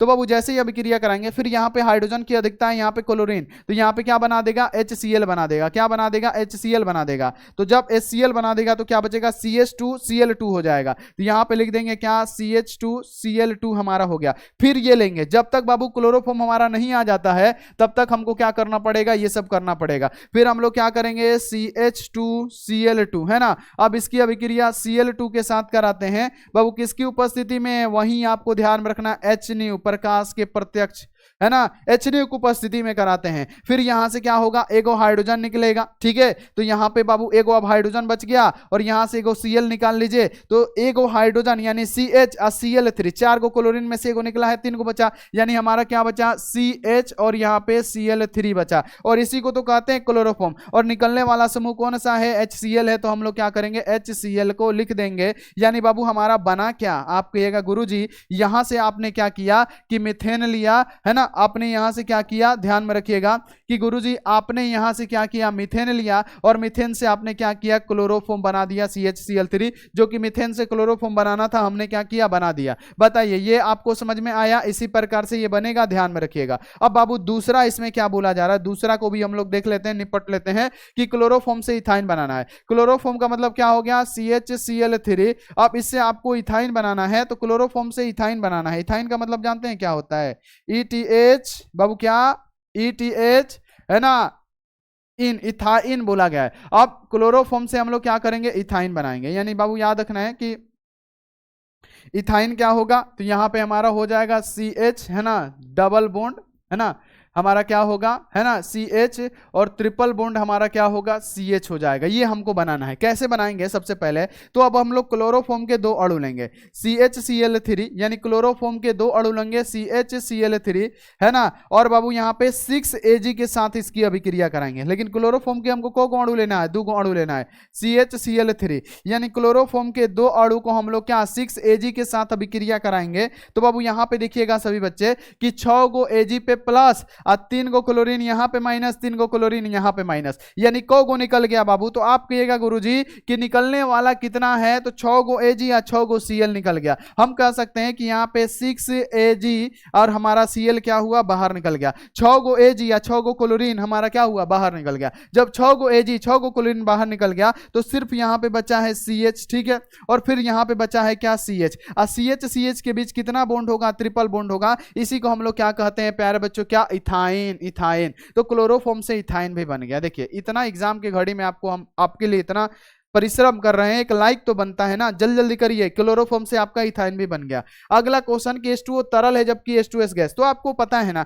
अभी हमने बताया कि H2O की बात करें तो H2O में क्या होगा बाबू, अब हाइड्रोजन ऑक्सीजन के साथ बॉन्ड बनाएगा तो इसमें क्या पाया जाएगा, हाइड्रोजन बॉन्ड, है ना बाबू, क्या पाया जाएगा, हाइड्रोजन बॉन्ड पाया जाएगा। क्या पाया जाएगा, हाइड्रोजन बॉन्ड पाया जाएगा। आप लिखिएगा कि H2O में हाइड्रोजन बॉन्ड उपस्थित होता है, यही कारण है कि H2O का क्वथनांक ज्यादा होता है या कमरे के टेम्परेचर पे द्रवित अवस्था में होता है, जबकि H2S में हाइड्रोजन बॉन्ड नहीं पाया जाता है तो वो कमरे के तापमान पे गैसीय अवस्था में होता है। तो आप लिख देंगे बाबू, कैसे लिखना है आपको, आप लिखिएगा कि H2S अणुओं के बीच कोई भी हाइड्रोजन बॉन्ड नहीं होता है, यही कारण है कि कमरे के तापमान पे ये गैसीय अवस्था में पाया जाता है, क्योंकि किंतु H2O में क्या पाया जाता है, हाइड्रोजन बॉन्ड पाया जाता है। यही कारण है कि बाबू ये याद रखना है कि इसके बीच अणुओं के बीच क्या होता है, आकर्षण बल अधिक होता है, अतः H2O क्या होता है, कमरे के तापमान पे द्रवित अवस्था या तरल अवस्था में पाया जाता है। चलिए आगे बढ़ जाते हैं। अगला कि सक्रियण ऊर्जा से क्या कहते हैं, सक्रियण ऊर्जा क्या है, तो बाबू याद रखना है रसायन विज्ञान में किसी रासायनिक अभिक्रिया को पूरा होने में, है ना बाबू, याद रखना है कि किसी भी रासायनिक अभिक्रिया को पूरा होने में जो न्यूनतम ऊर्जा की आवश्यकता पड़ती है ना, किसी भी रासायनिक अभिक्रिया को पूरा होने में जो न्यूनतम ऊर्जा की आवश्यकता पड़ेगी उसी को हम लोग सक्रियण ऊर्जा कहेंगे। तो ये आपको ध्यान में रखना है कि सक्रियण ऊर्जा किसे कहते हैं, तो बाबू याद रखना है किसी भी रासायनिक अभिक्रिया को संपन्न होने में, पूरा होने में जो न्यूनतम ऊर्जा की आवश्यकता पड़ती है उसको हम लोग सक्रियण ऊर्जा के नाम से जानते हैं। ठीक है, अब बाबू यहाँ पे ऑब्जेक्टिव कैसे बन सकता है, क्योंकि बिहार बोर्ड क्वेश्चन बना रहा है, जो कॉन्सेप्ट हम लोग सिखा रहे हैं ना उसी को ऑब्जेक्टिव बना दिया आपकी बार, तो कॉन्सेप्ट जरूर सीखिएगा। अगर किसी रासायनिक अभिक्रिया में सक्रियण ऊर्जा का मान ज्यादा होगा तो अभिक्रियाएं क्या होंगी, स्लो होंगी। अगर किसी रासायनिक अभिक्रिया में सक्रियण ऊर्जा का मान कम होगा तो अभिक्रियाएं उतनी तेज होगी। उल्टा होता है, ये आपको ध्यान में रखना है। अगला क्वेश्चन आइए कि वैद्युत अपघटन क्या होता है, तो वैद्युत अपघटन क्या होता है कि जब भी हम किसी तरल पदार्थ में क्या करते हैं, करंट को प्रवाहित करते हैं। यहां पे देखिए हमने क्या किया, ये हमारा तरल पदार्थ है, इसमें हमने करंट को प्रवाहित किया, एक पे प्लस एक पे माइनस, हमने क्या किया कि बाबू करंट को प्रवाहित किया। तो इस तरल पदार्थ में समझ लीजिए क्या घुला हुआ है, NaCl घुला हुआ है। तो अब ये NaCl क्या हुआ है, टूट चुका है और Na पे प्लस हो गया है और Cl पे क्या हो गया है, माइनस हो गया है। और जब ये टूटेगा तो क्या होगा बाबू, याद रखना है, टूटेगा तो क्या होगा, ये जो हमारा टूटेगा ना तो ये हमारे कैथोड पे क्या होगा, सोडियम यानी Na+ वाला आके क्या होगा, इकट्ठा हो जाएगा, है ना, Na+ वाला क्या होगा, इकट्ठा हो जाएगा। और बाबू जो हमारा एनोड होगा उस पे क्या होगा, Cl- वाला यानी क्लोरीन वाला जितना भी होगा ये क्या होगा, आके इकट्ठा हो जाएगा। इसी को हम लोग वैद्युत अपघटन, वैद्युत अपघटन, अपघटन का मतलब तोड़ना, अवैद्युत का मतलब विद्युत धारा से, यानी विद्युत धारा से इसको तोड़ना है। तो डेफिनेशन आप बना लीजिएगा कि अगर हम किसी तरल पदार्थ में करंट को प्रवाहित करते हैं, अगर हम किसी तरल पदार्थ में करंट यानी धारा को प्रवाहित करते हैं तो इस तरल पदार्थ के जितने आयन है क्या होते हैं, टूट जाते हैं और अपना अपना इलेक्ट्रोड चुन लेते हैं। इसी अभिक्रिया को हम लोग क्या कहते हैं, विद्युत अपघटन। और इसी के संबंध में फैराडे ने अपना प्रथम नियम और द्वितीय नियम दिया था, क्योंकि बहुत सारे वैज्ञानिकों ने यह सोचा और जानना चाहा कि कितना के मात्रा में ये जो कैथोड है इसमें सोडियम जमा हो रहा है, कितना के मात्रा में इस एनोड में क्लोरीन जमा हो रहा है। इसके लिए बाबू उन्होंने क्या दिया था, नियम दिया था, जो कि फैराडे का प्रथम नियम है, जो कि फैराडे का प्रथम नियम है। अब ये भी क्वेश्चन बहुत इंपॉर्टेंट है, इस साल पूछे जाने का पूरा संभावना है कि फैराडे का प्रथम नियम क्या है। तो अभी हमने कहा कि कितना के मात्रा में कैथोड पे सोडियम जमा हो रहा है, कितना के मात्रा में एनोड पे क्लोरीन जमा हो रहा है। इसके लिए एक वैज्ञानिक आए और इस वैज्ञानिक का नाम क्या था, फैराडे का नाम था। और फैराडे ने दो नियम दिए, जिसमें प्रथम नियम में उन्होंने क्या कहा, प्रथम नियम में इन्होंने ये कहा कि वैद्युत अपघट्य के प्रत्येक इलेक्ट्रोड पे मुक्त होने वाली पदार्थ की मात्रा। तो वैद्युत अपघट्य की जब यहां पे अभिक्रिया हुआ तो इसके प्रत्येक इलेक्ट्रोड पे मुक्त होने वाली पदार्थ की मात्रा, जैसे कैथोड पे कितना सोडियम जमा हो रहा है, एनोड पे कितना क्लोरीन जमा हो रहा है, यानी प्रत्येक इलेक्ट्रोड पे मुक्त होने वाली पदार्थ की मात्रा हम मान लेते हैं W, उसमें प्रवाहित आवेश के समानुपाती होता है। ये इन्होंने प्रथम नियम में कह दिया। क्या कहा बाबू कि फैराडे ने क्या कहा, फैराडे ने कहा कि प्रत्येक इलेक्ट्रोड पे मुक्त होने वाली पदार्थ की मात्रा, है ना, कि कितना के मात्रा में कैथोड पे सोडियम जमा हो रहा है और कितना के मात्रा में एनोड पे क्लोरीन जमा हो रहा है, यानी वैद्युत अपघट्य के प्रत्येक इलेक्ट्रोड पे मुक्त होने वाली पदार्थ की मात्रा, इसमें प्रवाहित आवेश यानी आप कितना विद्युत धारा प्रवाहित कर रहे हैं इसके समानुपाती होगा। जितना विद्युत धारा प्रवाहित करिएगा उतना इस पे क्या होगा, कैथोड पे सोडियम जमा होगा और उतना एनोड पे क्या होगा, क्लोरीन जमा होगा। इन्होंने ये कहा कि जितना इसमें विद्युत धारा प्रवाहित करिएगा, जितना विद्युत धारा प्रवाहित करिएगा उतना के ही मात्रा में क्या होगा, कैथोड पे सोडियम जमा होगा, एनोड पे क्लोरीन जमा होगा। ये इन्होंने बताया। यानी क्या बाबू, अगर हम लोग माने कि विद्युत अपघट्य के प्रत्येक इलेक्ट्रोड पे मुक्त होने वाली पदार्थ की मात्रा W है, उसमें प्रवाहित आवेश Q के क्या होता है, समानुपाती होता है। बाबू अगर हम पदार्थ की मात्रा W ना मान के हम क्या मानते हैं, M मानते हैं, M भी मान सकते हैं, M समानुपाती क्या होगा, Q होगा। अब बाबू यहाँ पे W है तो W समानुपाती हटेगा, इसकल 2 लगेगा, Z एक कांस्टेंट लगाते हैं, Q हो जाएगा। बाबू अगर आप M माने हैं तो कहिएगा M समानुपाती हटेगा, इसकल 2 लगेगा, और यहाँ पे क्या करिएगा, Z एक कांस्टेंट लगाइएगा और Q हमारा ऐसे लिख दीजिएगा। चूंकि आप लिखिएगा कि गुरुजी ने हमको पढ़ाया है फिजिक्स में क्या पढ़ाया गुरुजी ने बताइए, चूंकि पढ़ाया है कि आवेश इक्वल टू क्या होता है, धारा गुणे समय, IT होता है। तो अब यहां पे आप मान रख दीजिए W इक्वल टू क्या होगा, Z, Q की जगह पे क्या लिख सकते हैं, I और T लिख सकते हैं। क्या यही होता है क्या बाबू फॉर्मूला, यही होता है फैराडे का प्रथम नियम। आप कहेगा बिल्कुल गुरुजी आप तो बहुत टैलेंटेड है, बिल्कुल है। अब यहाँ पे क्या हो जाएगा, M है तो M, ठीक है, इक्वल टू है तो इक्वल टू, Z है तो Z, Q की जगह पे हम लोग क्या लिख सकते हैं, I इंटू T लिख सकते हैं। तो यही है बाबू क्या, फैराडे का प्रथम नियम, जिसको आपको याद रखना है। याद करने का तरीका कि वैद्युत अपघट्य के प्रत्येक इलेक्ट्रोड पे मुक्त होने वाली पदार्थ की मात्रा उसमें प्रवाहित विद्युत धारा के समानुपाती होता है, जिसे हम लोग क्या कहते हैं, फैराडे का प्रथम नियम कहते हैं। ये आप लोग ध्यान में रखिएगा, ये सब क्वेश्चन बहुत इंपॉर्टेंट है, ये आप लोग ध्यान में रखिएगा। कहीं कहीं जानते हैं क्या देता है, M इक्वल टू क्या देगा, यहाँ पे Z है तो Z, धारा को जानते हैं क्या लिख देगा, करंट लिख देगा C और T, तो इससे घबराने वाला बात नहीं है। अगर आप W माने तो W इक्वल टू क्या होगा, ZCT भी कहीं कहीं लिख देता है। अरे बाबू इस सब से कुछ भी घबराना नहीं है, आप लोग नए स्टूडेंट हैं, हमको पता है बहुत सारे, तो ये सब आप लोग ध्यान में रखिएगा। अगला क्वेश्चन आ जाइए, ओजोन के विरंजक गुण लिखे। तो ओजोन क्या होता है, शक्तिशाली के रूप में कार्य करता है, और इससे ओजोन के साथ साथ एक नया नवजात ऑक्सीजन उत्पन्न करता है। ओजोन का मतलब क्या, O3। जब O3 टूटता है तो किस में टूटता है, ध्यान में रखना है कि ये O2 में टूटता है, ऑक्सीजन में, और इसके साथ एक नवजात ऑक्सीजन उत्पन्न करता है। ये क्या है बाबू, ये है हमारा नवजात ऑक्सीजन। नवजात क्या है बाबू, याद रखना है, नवजात ऑक्सीजन है।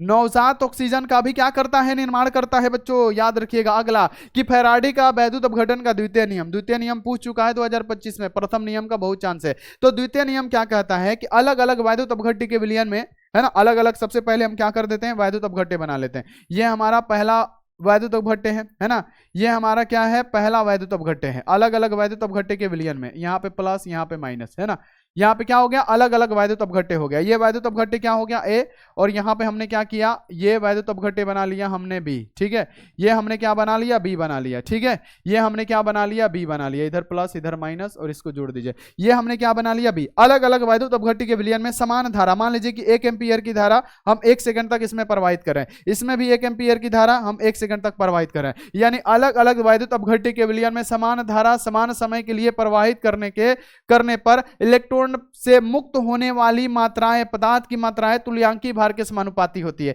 यानी x हम लोग मान लेते हैं क्या कि समानुपाती होगा E1 के A के लिए, और उसके लिए हम मान लेते हैं कि y समानुपाती क्या होगा बाबू, ध्यान में रखना है, E2 के लिए। अब बाबू यहां पे याद रखना है, x है तो x समानुपाती हटेगा। बाबू यहां पे हम लोग क्या लगाएंगे, तो x समानुपाती हटेगा। सभी बच्चे एक बात ध्यान दीजिएगा, जितने भी सारे बच्चे हैं, हम समानुपाती क्या मानेंगे, कांस्टेंट क्या मानेंगे, k मानेंगे, यानी k हमारा क्या होगा, E1 हो जाएगा, है ना। इसको हम लोग y समानुपाती हटा के k लगाएंगे, है ना, और यहाँ पे क्या होगा, E2 हो जाएगा। अब बाबू यहाँ से k का वैल्यू निकालेंगे तो k इक्वल टू क्या होगा, x बटे में E1 हो जाएगा। बाबू देखिए x बराबर के इधर है, E1 इधर गुणा करेगा, इसे समीकरण 1 मान लीजिए, इसे समीकरण 1 मान लीजिए। ठीक उसी प्रकार से इसको क्या करिएगा कि अगर आप k का वैल्यू निकालिएगा तो क्या होगा, y बटे में क्या हो जाएगा, E2 हो जाएगा। बाबू जब दोनों का LHS समान है तो RHS भी क्या होगा, समान होगा, ध्यान रखिएगा। इसका RHS भी क्या होगा, समान होगा। यानी बाबू हमने क्या निकाला, तो हमने निकाला क्या बाबू, इधर क्या निकाला था हमने, एक k इक्वल टू क्या, k इक्वल टू x बटे में E1, k इक्वल टू पहला क्या निकाला, x बटे में हमने क्या निकाला, E1, इसे समीकरण 1 माना, और फिर हमने क्या निकाला, k इक्वल टू x बटे में क्या निकाला बच्चों, E2 माना, इसे हमने समीकरण 2 माना,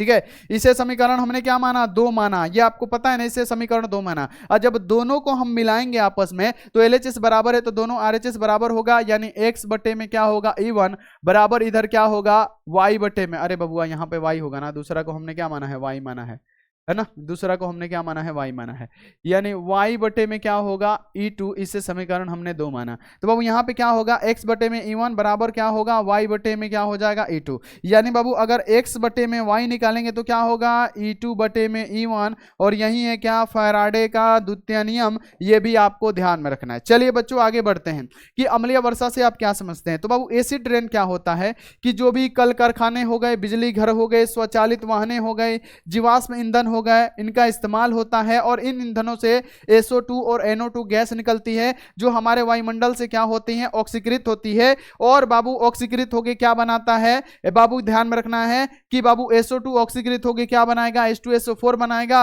और बाबू NO2 क्या करेगा, ऑक्सीकृत करके नाइट्रिक अम्ल बना देगा, और यही हमारे बाबू क्या वर्षा के रूप में धरती पे क्या करते हैं, गिरते हैं। इसी को हम लोग अम्लीय वर्षा कहते हैं। और अम्लीय वर्षा किसके कारण से होता है, वायु प्रदूषण के कारण होता है, यह भी आपको ध्यान में रखना है। यानी आपने क्या सुना कि कल कारखाने हो गए, बिजली घर हो गया, स्वचालित वाहने हो गई, है ना, जीवाश्म ईंधन का इस्तेमाल होता है जिससे बहुत हानिकारक गैसें निकलती है, जैसे SO2 NO2 गैस निकलती है। SO2 गैस क्या करता है, वायुमंडल से ऑक्सीकृत करके H2SO4 बना देता है।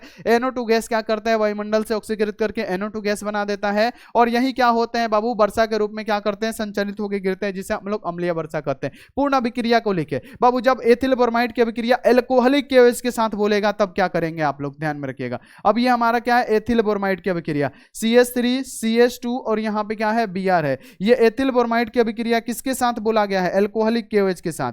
किसके साथ, KOH में कौन सा KOH, तो याद रखिएगा KOH में बोला गया है एल्कोहलिक KOH, है ना बाबू, कौन सा KOH, एल्कोहलिक।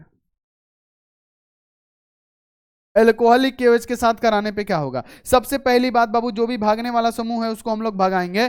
Br पे माइनस हो जाएगा, K पे प्लस होगा, KBr हमारा निकल गया। तो बाबू KBr जो निकलेगा हम लोग क्या करेंगे, KBr को निकाल देंगे, KBr हमारा बाहर निकल गया, इधर भर देते हैं क्या, KBr हमारा बाहर निकल गया। अब बाबू जब KBr निकल गया तो OH बचा, OH पे माइनस, और यहां से एक हाइड्रोजन को निकाल दीजिए तो H पे प्लस, यानी क्या बचा, H2O। यानी और एक चीज क्या निकला, H2O निकला, यानी जल का अणु निकला, तो हम यहाँ पे लिख देते हैं H2O भी हमारा बाहर निकला। तो बाबू अब बचा क्या है, CH2, क्योंकि यहां से हाइड्रोजन निकल चुका है, CH2, और यहां पे क्या बचा है, CH2। तो आपको पता है ना CH2 है ना, डबल बॉन्ड क्या होगा, CH2, जिसे हम लोग क्या कहते हैं, इथीन कहते हैं। क्या कहते हैं, इथीन। यानी क्या बचा, यहां पे भर दीजिएगा CH2 डबल बॉन्ड क्या, CH2, और यही हमारा राइट आंसर हो जाएगा।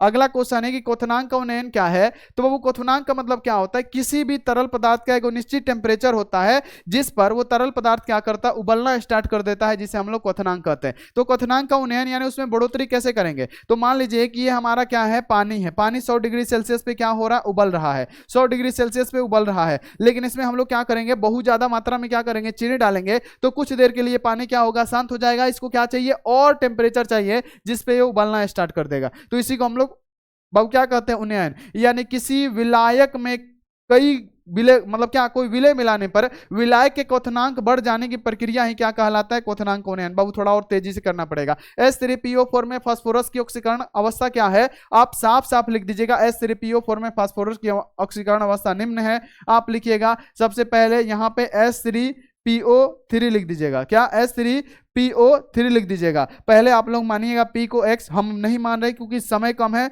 हम डायरेक्ट निकाल रहे हैं। हाइड्रोजन का एक होता है, इसमें 3 गुणा कर रहा है, प्लस है तो प्लस, P को हमने X माना, ठीक है। और बाबू यहाँ पे याद रखना है, प्लस है तो प्लस, ऑक्सीजन का -1 होता है ना, है ना। ऑक्सीजन का कितना होता है बाबू, -2 होता है ना, ओहो, ऑक्सीजन का कितना होता है, -2 होता है। तो हम क्या कर दिए, -2, इसमें गुणा कर रहा है 3, ये हमने बराबर को उधर हमने 0 लिख दिया। यानी 3 + x माइनस क्या होगा, 6, बराबर को उधर 0, यानी x = क्या निकला, +3। इसका ऑक्सीकरण अवस्था निकला, जिसको आपको ध्यान में रखना है और ये निकालना है। बहुत ईजी क्वेश्चन है। अगला कि मोलरता एवं मोललता के बीच कोई अंतर लिखे। तो मोलरता क्या होता है, तो प्रति लीटर, सुनिएगा, प्रति लीटर विलयन में, है ना, प्रति लीटर विलयन में किसी विलय की मोलों की संख्या को हम लोग क्या कहते हैं, मोलरता। और प्रति किलोग्राम यानी 1 किलोग्राम विलायक में पदार्थ के विलय की मोलों की संख्या को हम लोग क्या कहते हैं, मोलरता कहते हैं, मोललता कहते हैं। मोल, इसको बाबू किससे, मोल प्रति किलोग्राम से प्रदर्शित करते हैं, इसको मोल प्रति लीटर से प्रदर्शित करते हैं। मोलरता विलयन के आयतन से संबंधित होता है। और बाबू ये किससे संबंधित होता है, तो बाबू याद रखना है कि विलायक के मात्रा से संबंधित होता है। बाबू याद रखना है कि मोलरता पे ताप का प्रभाव पड़ता है, लेकिन हमने आपको पढ़ाया है ना कि मोललता पे ताप का प्रभाव नहीं पड़ता है। चलिए आगे बढ़िए, तेजी से करिए। बुर्ज फिटिंग अभिक्रिया तथा फिटिंग अभिक्रिया से आप क्या समझते हैं? तो बुर्ज फिटिंग अभिक्रिया क्या होता है हम आपको बता देते हैं कि बुर्ज फिटिंग अभिक्रिया क्या होता है, जिसमें एल्किल हाइलाइट के एक अणु को और एरिल हाइलाइट के एक अणु को, यानी हेलो एल्केन के एक अणु को, हेलो एरिन्स के एक अणु को, या एल्किल हाइलाइट के एक अणु को, एल्किल एरिल हाइलाइट के एक अणु को। तो सबसे पहले हम लोग क्या करते हैं? एरिल हाइलाइट लेते हैं, है ना, या इसे हम लोग हेलो बेंजीन भी कहते हैं। यहां पे हमने क्या लिया? एल्किल हाइलाइट यानी एरिल हाइलाइट के एक अणु को सोडियम के साथ, तो सोडियम का मतलब क्या होता है? Na का मतलब सोडियम, और एल्किल हाइलाइट के एक और अणु लेंगे, जैसे हम लोग क्या CH3 यहाँ पे क्या कर दिए? Cl ले लिए। अब क्या करेंगे बाबू? इसकी अभिक्रिया कराएंगे क्या? शुष्क ईथर की उपस्थिति में, यानी कहने का मतलब क्या हो गया? ड्राई ईथर, ठीक है, ड्राई ईथर की उपस्थिति में जब हम इसकी अभिक्रिया कराएंगे तो देखिए Cl पे माइनस, Cl पे माइनस, को दूगो Cl, तो दूगो Na हो जाएगा, तो दूगो Na पे प्लस हो जाएगा। हम क्या करेंगे बाबू? हमारा 2NaCl हमारा क्या होगा? बाहर निकल गया। 2NaCl हमारा क्या हुआ? बाहर निकल गया। जब 2NaCl बाहर निकल गया तो हमारा क्या बचा बाबू? यहाँ पे याद रखना है, बेंजीन रिंग बचा। तो बेंजीन रिंग इसके साथ क्या होगा बाबू? CH3 जाके जुड़ जाएगा, जो कि टालुइन बन जाएगा। इसका नाम क्या होगा? टालुइन। तो टालुइन बना, और यही अभिक्रिया क्या कहलाता है बाबू? बुर्ज फिटिंग अभिक्रिया। सिर्फ बुर्ज अभिक्रिया नहीं, बुर्ज फिटिंग अभिक्रिया, यानी एल्किल हाइलाइट तथा एरिल हाइलाइट के मिश्रण से सोडियम के साथ शुष्क ईथर की उपस्थिति में गर्म कराने पर, जब हमने गर्म कराया तो एल्किल एरिल यानी क्या? टालुइन देता है, और इसे हम लोग बुर्ज फिटिंग अभिक्रिया कहते हैं। अब दूसरा है क्या? फिटिंग अभिक्रिया किसे कहते हैं, उसको भी देख लेते हैं कि फिटिंग अभिक्रिया किसे कहते हैं। तो एरिल हाइलाइट के दो अणु को शुष्क ईथर के साथ उपस्थिति में हम जब गर्म कराते हैं तब हमारा बाबू क्या? सजातीय यौगिक बनता है, जैसे डाइफिनाइल बनता है। जैसे फिटिंग अभिक्रिया में हमने आपको पढ़ाया है कि जब हम लोग एल्किल हाइलाइट के दो अणु लेंगे, है ना बाबू, एल्किल हाइलाइट ले रहे हैं, जैसे Cl ही ले रहे हैं। जब हम लोग एल्किल हाइलाइट के दो अणु को किसके उपस्थिति में? सोडियम की उपस्थिति में। हमने क्या किया? यहाँ पे सोडियम ले लिया, फिर हमने क्या किया? एल्किल हाइलाइट का एक और अणु ले लिया, है ना, यानी एल्किल हाइलाइट यानी क्लोरोबेंजीन के दो अणु को हमने क्या किया? सोडियम के साथ बाबू शुष्क ईथर की उपस्थिति में हमने इसकी अभिक्रिया कराया। शुष्क ईथर का मतलब क्या होता है? ड्राई ईथर, है ना। ड्राई ईथर की उपस्थिति में जब हमने इसकी अभिक्रिया कराया, गर्म कराया, Cl पे माइनस, दूगो माइनस हो गया, तो दूगो क्या होगा? Na पे प्लस। फिर निकलने वाला समूह कौन सा होगा? 2NaCl हमारा क्या होगा? बाहर निकल गया। जब 2NaCl बाहर निकल गया तो ये सजातीय यौगिक बना, जिसे हम लोग क्या कहते हैं? डाइफिनाइल। यानी दूगो क्या होगा बाबू? यहीं आके जुड़ जाएगा, जिसको आपको ध्यान में रखना है, थोड़ा सा तेजी से चलना पड़ेगा। ये क्या बना? मतलब क्या? डाइफिनाइल बना। इसे हम लोग क्या कहते हैं? फिटिंग अभिक्रिया कहते हैं, याद रखिएगा। अगला क्वेश्चन आपके सामने, क्या होता है जब PCl5 को गर्म किया जाता है? बाबू क्वेश्चन पूछा जाता है ना कि क्या होगा जब PCl5 को गर्म करेंगे। तो बाबू जब हम PCl5 को गर्म करते हैं तो बाबू क्या टूटता है? PCl3 में, अब प्लस Cl2 में टूट जाता है, ध्यान में रखिएगा, ठीक है। किस में टूट जाता है? Cl2 में टूट जाता है, ध्यान में रखिएगा। यानी क्या होता है जब PCl5 को गर्म करते हैं तो PCl5 के 3 निरक्षीय तथा 2 अक्षीय बंध होते हैं। चूंकि अक्षीय बंध निरक्षीय बंध से दुर्लभ यानी कमजोर होते हैं, इसीलिए PCl5 को गर्म किया जाता है तो कम अक्षीय बंध टूटकर PCl3 बनाता है। थोड़ा सा तेजी से चलेंगे क्योंकि शाम में भी हम लोग का क्लास है। हिमांक में अवनमन यानी क्या अब फ्रीजिंग पॉइंट, है ना, हिमांक में अवनमन यानी फ्रीजिंग पॉइंट में कमी कैसे कर सकते हैं? तो याद रखना है जब किसी शुद्ध विलायक में कोई विद्युत अपघट्य पदार्थ मिला दिया जाता है तो विलायक का हिमांक कम हो जाता है। जैसे अगर आप लोग सिर्फ पानी को जमाइएगा ना, बर्फ बनाइएगा, तो उसमें ज्यादा समय लगेगा, लेकिन उसमें आप लोग क्या करिएगा, कोई विद्युत अपघट्य पदार्थ मिला दीजिएगा तो बहुत तेजी से जम जाएगा। इसी को कमी को हम लोग क्या कहते हैं? हिमांक का अवनमन कहते हैं, जिसे डेल्टा TF द्वारा क्या किया जाता है? प्रदर्शित किया जाता है। अगला, रिक्त स्थानों की पूर्ति करें। आप रिक्त स्थानों की फटाफट से पूर्ति कर दीजिए बाबू। यहाँ पे दूगो क्लोरीन है ना, याद रखना है, दूगो क्लोरीन है तो एगो क्लोरीन निकल जाएगा और यहाँ से एगो H निकल जाएगा, तो हमारा क्या बचेगा? HCl हमारा बाहर निकल गया। तो यहाँ पे हमारा बच गया बाबू क्या? यहाँ पे हमारा बेंजीन रिंग बचा, उसके साथ यहाँ पे CH2 और यहाँ से एगो Cl2 हो गया। राइट आंसर बिल्कुल हो गया। आगे बढ़िए कि नाइट्रोजन केवल NaCl3 बनाता है जबकि पास जो फास्फोरस होता है PCl3 PCl5 क्यों बनाता है? सुनिएगा बाबू, इसी में से सारा क्वेश्चन आएगा।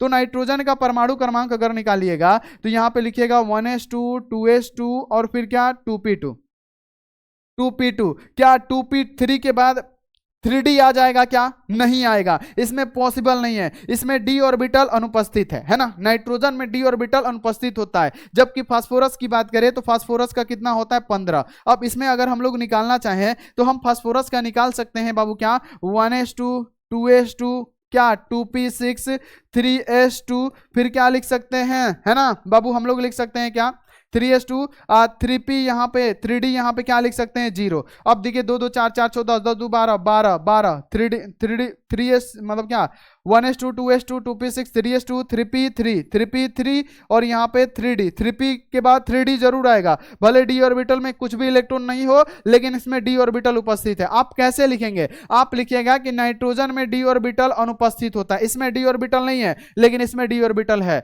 तो नाइट्रोजन में d ऑर्बिटल अनुपस्थित होता है, जबकि फास्फोरस में d ऑर्बिटल क्या रहता है, उपस्थित रहता है, जिसके कारण फास्फोरस 3 अक्षीय 5 यहाँ पे संयोजकता दर्शाता है, यानी फास्फोरस 3 तथा 5 क्या करेगा, संयोजकता प्रदर्शित करेगा। अतः नाइट्रोजन सिर्फ NaCl3 बनाएगा, जबकि PCl5 क्या करेगा, PCl3 और PCl5 बनाएगा। अगला क्वेश्चन कि विद्युत रासायनिक तुल्यांक क्या है, तो किसी पदार्थ का वह रासायनिक तुल्यांक जिसमें 1 एम्पीयर की मात्रा 1 सेकंड तक प्रवाहित होने पे प्राप्त मात्रा, बाबू याद रखना है, उससे विद्युत रासायनिक तुल्यांक कहते हैं, याद रखिएगा। अगला कि संप्रासी विलयन किसे कहते हैं, तो वैसा विलयन जिसका प्रासरण दाब समान ताप पे समान हो उसे हम लोग संप्रासी विलयन कहते हैं। इसमें मोलर सांद्रता है ना, मोलर सांद्रता है ना बाबू, इसका मोलर सांद्रता क्या होगा, समान होगा। इसमें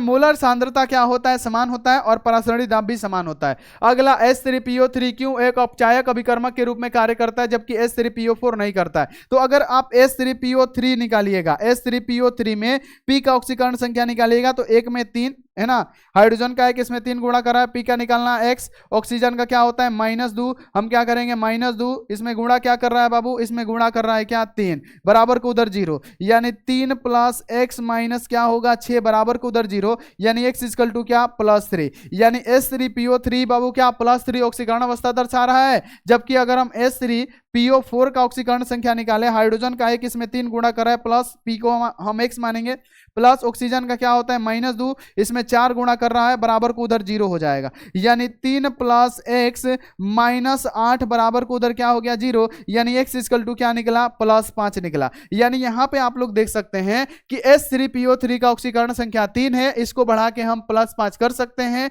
जबकि H3PO4 का ऑक्सीकरण संख्या +5 है, इसको और आगे नहीं बढ़ाया जा सकता है। तो कारण यही है कि H3PO3 एक अपचायक अभिकर्मक के रूप में कार्य करता है, बाबू याद रखना है, जबकि H3PO4 ऐसा नहीं करता है। तो आपको तो हमने बता ही दिया, H3PO4 में P का ऑक्सीकरण संख्या कितना है, 3 है ना, अर्थात इसकी ऑक्सीकरण अवस्था बढ़ाई जा सकती है, अर्थात यह अवकारक अभिकर्मक की तरह कार्य करेगा, जबकि H3PO4 में P का ऑक्सीकरण अवस्था +5 होता है, +5 हमने निकाला है ना, तो बाबू इसको बढ़ाया नहीं जा सकता है, अतः H3PO3 सिर्फ अवकारक अभिकर्मक की तरह कार्य करेगा। अगला कि प्रबल तथा दुर्बल वैद्युत अपघट्य की व्याख्या उदाहरण सहित करें, तो प्रबल वैद्युत अपघट्य क्या होता है, वैसा वैद्युत अपघट्य जो जलीय विलयन में पूरी तरह से वियोजित हो जाए, जो जलीय विलयन में पूरी तरह से क्या घुल जाए, उसे क्या कहते हैं बाबू, हम लोग प्रबल वैद्युत अपघट्य कहते हैं। जैसे NaCl, HCl, KCl। और दुर्लभ वैद्युत अपघट्य किसे कहते हैं, वैसा वैद्युत अपघट्य जो जलीय विलयन में आंशिक रूप से थोड़ा सा रूप में क्या होता है बाबू, आयनीकृत होता है, उसको हम लोग क्या कहते हैं प्यारे बच्चों, दुर्बल वैद्युत अपघट्य के नाम से जानते हैं। चलिए मोल प्रभाज की व्याख्या करें, तो मोल प्रभाज क्या होता है, इसको हमने समझा दिया बहुत अच्छी तरीके से, क्योंकि बाबू समय की कमी है, ऑब्जेक्टिव पे भी ज्यादा फोकस करना है। तो बाबू देखिए यहाँ पे 1 घंटा 6 मिनट का क्लास हम लोग का हो चुका है, क्वेश्चन की संख्या ज्यादा है, तो मोल प्रभाज की व्याख्या करें। तो मोल प्रभाज क्या होता है, सबसे पहली बात कि वो मोल प्रभाज किसे कहते हैं, तो विलयन में विलय या विलायक की मोलों की संख्या तथा विलयन में उपस्थित कुल मोलों की संख्या, विलयन या विलायक में विलय की मोलों की संख्या। अब बाबू याद रखना है कि विलय को हम लोग N से लिखते हैं, विलायक को हम लोग कैपिटल N से लिखते हैं। तो विलय या विलायक में बाबू याद रखिएगा कि मोलों की संख्या, अगर हम लोग विलय का निकाल रहे हैं तो विलय या विलायक की मोलों की संख्या, और विलयन में उपस्थित कुल मोलों की संख्या यानी small n plus capital N को हम लोग क्या कहेंगे, विलय का मोल प्रभाज कहेंगे। और विलय या विलायक में बाबू यानी मोल प्रभाज पूछेगा तो डायरेक्ट लिखिएगा कि किसी विलयन में विलय या विलायक की मोलों की संख्या तथा विलयन में उपस्थित कुल मोलों की संख्या के अनुपात को हम लोग क्या कहते हैं, मोल प्रभाज कहते हैं। मोल प्रभाज अगर विलय का पूछेगा, विलायक का पूछेगा, कई बार समझा चुके हैं, आप इसको लिख दीजिएगा। O3 एक प्रबल ऑक्सीकारक, ये तो क्वेश्चन अभी हुआ था। संचायक बैटरी से आप क्या समझते हैं, संचायक बैटरी को हम लोग क्या कहते हैं बाबू, लेड स्टोरेज बैटरी भी कहते हैं, यानी वैसा बैटरी जिसको हम पुनः चार्ज कर सकते हैं। यानी वैसा बैटरी जिसकी रेडॉक्स अभिक्रिया बार बार होती है, बार बार उसको संग्रहित करते हैं, बार बार उसको चार्ज करते हैं, उसी को हम लोग क्या कहते हैं बाबू, संचायक बैटरी कहते हैं। एल्कोहल एवं फिनोल में अंतर लिखे तो एल्कोहल का बाबू क्रियाशील मूलक क्या होता है, OH समूह क्या होता है, एलिफैटिक हाइड्रोकार्बन से जुड़ा होता है। जैसे यहाँ पे क्या होगा CnH2n+2, इसमें से एक हाइड्रोजन को निकाल के एक OH जोड़ दीजिए तो हमारा क्या होगा CnH2n+1 OH, ये हमारा क्या हो गया बाबू, एल्कोहल हो गया। जबकि फिनोल में क्या होता है, एरोमेटिक रिंग से जुड़ा होता है। जैसे ये क्या है हमारा एरोमेटिक है और यहाँ पे क्या हो गया OH जोड़ दीजिए, एरोमेटिक हो गया, है ना। अब यहाँ देखिए इसका सूत्र क्या होता है, अभी तो हमने निकाला CnH2n+1 OH, यहाँ पे हमने निकाला। और फिनोल का क्या होता है सूत्र C6H5OH होता है ना। एल्कोहल का हाइड्रोक्सिक समूह कमजोर एसिड होता है, जबकि बाबू फिनोल का एल्कोहल अम्लीय होता है क्योंकि यह H+ आयन देता है। छोटे एल्कोहल जल में घुलनशील होते हैं, जैसे methyl alcohol, ethyl alcohol, propyl alcohol, जबकि फिनोल जल में कम घुलनशील होता है। एल्कोहल फेरिक क्लोराइड के साथ कोई भी रंग नहीं देता है, जबकि फिनोल फेरिक क्लोराइड के साथ बैगनी रंग देता है, यह भी आपको ध्यान में रखना है। अगला HF, HCl, HBr, HI में सबसे प्रबल अवकारक कौन है, तो बाबू ये क्या है, सारा का सारा वर्ग 17 है। सुनिएगा वर्ग कितना है 17। इसमें क्या है, हाइड्रोजन फ्लोराइड है, हाइड्रोजन क्लोराइड है, हाइड्रोजन ब्रोमाइड है और हाइड्रोजन क्या है, आयोडाइड है। अब आपसे पूछा गया है क्या, आपसे ये क्वेश्चन पूछा गया है कि प्रबल है ना अवकारक की तरह कौन कार्य करेगा। तो प्रबल अवकारक की तरह कौन कार्य करेगा, तो ऊपर से नीचे आने पे क्या होता है, अवकारक क्षमता क्रम बढ़ता है। यानी सबसे कम होगा वो HF का होगा, HF से ज्यादा किसका होगा, HCl का होगा, HCl से ज्यादा किसका होगा, HBr का होगा, और सबसे ज्यादा अगर होगा तो किसका होगा, HI का होगा। तो हम क्या कहेंगे, HI है कहीं पे, बाबू यहाँ पे HI सबसे क्या है, प्रबल है, याद रखिएगा। अगला किस पूर्ण प्रतिक्रिया को लिखे, बाबू प्रतिक्रिया को आप लोग फटाफट से लिख दीजिए जल्दी जल्दी। यहाँ पे क्या होगा, सबसे पहले भागने वाला समूह हमारा होता है N2 भाग गया तो Cl पे माइनस और यहाँ पे H पे प्लस, क्या होगा HCl बना दिया तो HCl भी हम लोग लिख देते हैं। तो बचेगा क्या, बेंजीन रिंग बचेगा, तो बेंजीन रिंग बना लीजिएगा। यहाँ पे क्या बचेगा, बेंजीन रिंग, तो बेंजीन रिंग बना लीजिएगा। साथ में यहाँ पे याद रखेगा जब बेंजीन रिंग बचा तो यहाँ से बाबू क्या, Cl H पे प्लस और Cl पे माइनस चला गया, N2 चला गया है, तो यहाँ पे सिर्फ Cl जुड़ जाएगा और ये हमारा राइट आंसर हो जाएगा। अगला लवण सेतु क्या है, तो लवण सेतु बाबू याद रखना है कि यह एक U आकार की कांच की एक नली होती है जिसमें वैद्युत अपघट्टे भरे जाते हैं, है ना। लवण सेतु डेनियल सेल में क्या करता है, महत्वपूर्ण भूमिका निभाता है। ये U आकार का होता है परंतु इसको उल्टा रखा जाता है। यही है बाबू क्या, यही वाला जो आपको दिख रहा है ना, यही हमारा क्या, लवण सेतु। अगला क्वेश्चन, SiF6 ज्ञात है परंतु SiCl6 ज्ञात नहीं है। तो क्लोरीन परमाणु का आकार बहुत बड़ा होता है, आपको पता है, इसलिए इसमें 6 फ्लोरीन परमाणु Si के साथ क्या हो सकते हैं, नहीं जुड़ सकते हैं। जबकि फ्लोरीन परमाणु का आकार छोटा होने के कारण बाबू जुड़ सकता है, अतः क्या होगा, SiF62 ज्ञात होगा परंतु SiCl62 ज्ञात नहीं होगा। और बाबू सुनिए, हवड़ाई में पढ़ा रहे तो इसका मतलब नहीं आएगा, पूरा कर लीजिएगा, हम जानते हैं कि पूरा का पूरा लड़ेगा।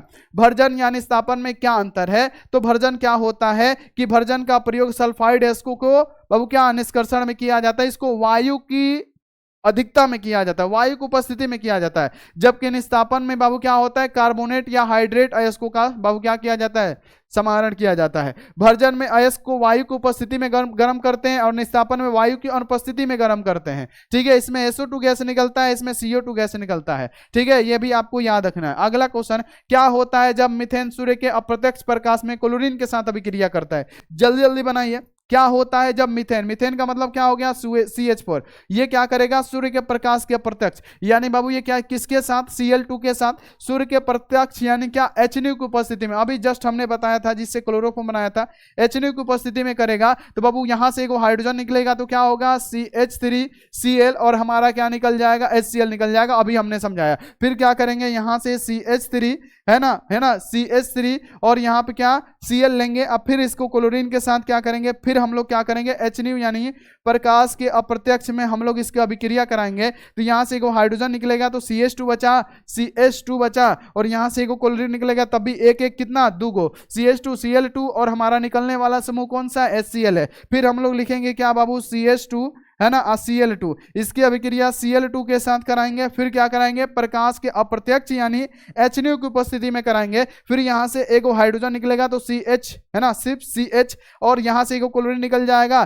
तो एक क्लोरीन, दो क्लोरीन मिला के 3 क्लोरीन, यानी हमारा क्या बन गया, CHCl3 क्लोरोफॉर्म बन गया, और यहाँ पे हमारा HCl निकल गया। लेकिन अभी और कराना है हमको अभिक्रिया, क्यों, क्योंकि अभी भी हाइड्रोजन की अधिकता है, तो यहाँ पे हम लोग फिर CHCl3 की अभिक्रिया Cl2 के साथ कराएंगे, वह प्रकाश के अप्रत्यक्ष यानी HNO की उपस्थिति में। तो बाबू क्या होगा, यहाँ पे हाइड्रोजन की अधिकता है तो अब हाइड्रोजन खत्म, अब बचेगा CHCl, और यहाँ पे एगो निकल जाएगा तो दूगो अदुगो 4 गो, क्या बचा, यहाँ पे CCl4 बचा, और यहाँ पे निकलने वाला HCl। अब यहाँ पे हाइड्रोजन की अधिकता नहीं होगी। अब बाबू यहाँ पे आपको हाइड्रोजन की अधिकता नहीं दिख रहा होगा, अब हाइड्रोजन खत्म हो गया तो हमारा क्या बना, CH4 से क्या बना बाबू, यहाँ पे कार्बन टेट्राक्लोराइड बना। तो ये आप लोग आराम से लिखिएगा, आपके एग्जाम में आएगा तो बना के आइएगा, ठीक है, क्लियर हो गया। आगे बढ़ जाते हैं अगला, गोताखोर गहरे समुद्र में हीलियम के साथ ऑक्सीजन का मिश्रण का प्रयोग क्यों करते हैं, तो गहरे समुद्र में नाइट्रोजन रक्त में क्या होता है, घुल जाता है, तो गोताखोर के ऊपर आने वाले भयंकर दर्द उत्पन्न करती है। हीलियम रक्त में क्या होता है, घुलता नहीं है ना, इसी कारण से गोताखोर समुद्र में क्या करते हैं, गहरे समुद्र में ऑक्सीजन के साथ हीलियम गैस को ले जाते हैं। अगला रवादार ठोस क्या है, रवादार ठोस को ही हम लोग क्या कहते हैं, क्रिस्टलीय ठोस कहते हैं। क्रिस्टलीय ठोस किसे कहते हैं, जिसका एक निश्चित ज्यामितीय आकृति होता है, जिसको बराबर भागों में बांटा जा सकता है, जिसमें बहाव का गुण नहीं पाया जाए, उसी को हम लोग क्या कहते हैं बाबू, रवादार ठोस कहते हैं। यानी रवादार ठोस या क्रिस्टलीय ठोस किसे कहते हैं, वैसा ठोस जिसका अवयवी कणों की व्यवस्था क्या हो, निश्चित हो, या निश्चित ज्यामितीय आकृति हो, जिसको बराबर भागों में बांटा जा सकता है, जिसमें बहाव का गुण नहीं पाया जा सकता है। अक्रिय गैस एकल परमाणु क्यों होते हैं, जितने भी अक्रिय गैस होते हैं, जैसे हम लोग ले लेते हैं क्या बाबू, यहाँ पे नियोन ले लेते हैं, है ना, नियोन का कितना होता है 10, यहाँ पे अगर हम इसका इलेक्ट्रॉनिक विन्यास निकाले 1s2 2s2 क्या हो गया 2p6, यानी बाबू यहाँ पे NS2 और NP6, यानी पूरा का पूरा संयोजी सेल इनका क्या होता है, भरा हुआ होता है। इसी प्रकार से आर्गन का भी क्या होता है, पूरा का पूरा भरा होता है। यानी वर्ग 18 के जितने भी तत्व हैं उनका इलेक्ट्रॉनिक विन्यास क्या आएगा, NS2 NP6 होता है, जिससे उनका अष्टक क्या होता है, पूरा होता है, और इनका अस्थायी विन्यास भी होता है, इसलिए वे अपने अस्थायित्व के लिए अपने आप से क्रिया नहीं करते हैं, क्योंकि इनका संयोजी सेल ऑलरेडी भरा हुआ होता है।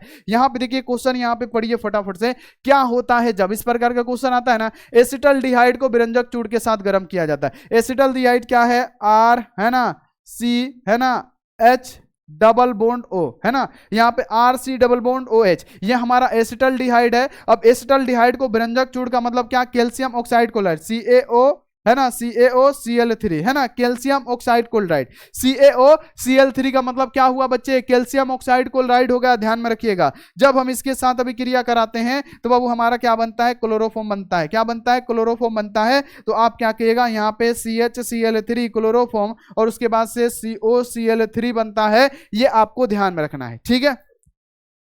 CaCO3 बनेगा, CaCO3 बनेगा, ये आपको ध्यान में रखना है, ठीक है। अब आगे बढ़ जाइए, जब हम लोग एथिल ब्रोमाइड की अभिक्रिया KCN के साथ करते हैं तो एथिल ब्रोमाइड का मतलब क्या हुआ, हमारा हो गया क्या, CH3 CH2 और Br। ये एथिल ब्रोमाइड की अभिक्रिया किसके साथ, KCN के साथ करते हैं। किसके साथ करते हैं चला, KCN के साथ करते हैं। तब हमारा क्या होगा, यहाँ पे सुनने की कोशिश करिएगा, समझने की कोशिश करिएगा बाबू, K पे प्लस Br पे माइनस, क्या बन जाएगा, हमारा बन जाएगा KBr।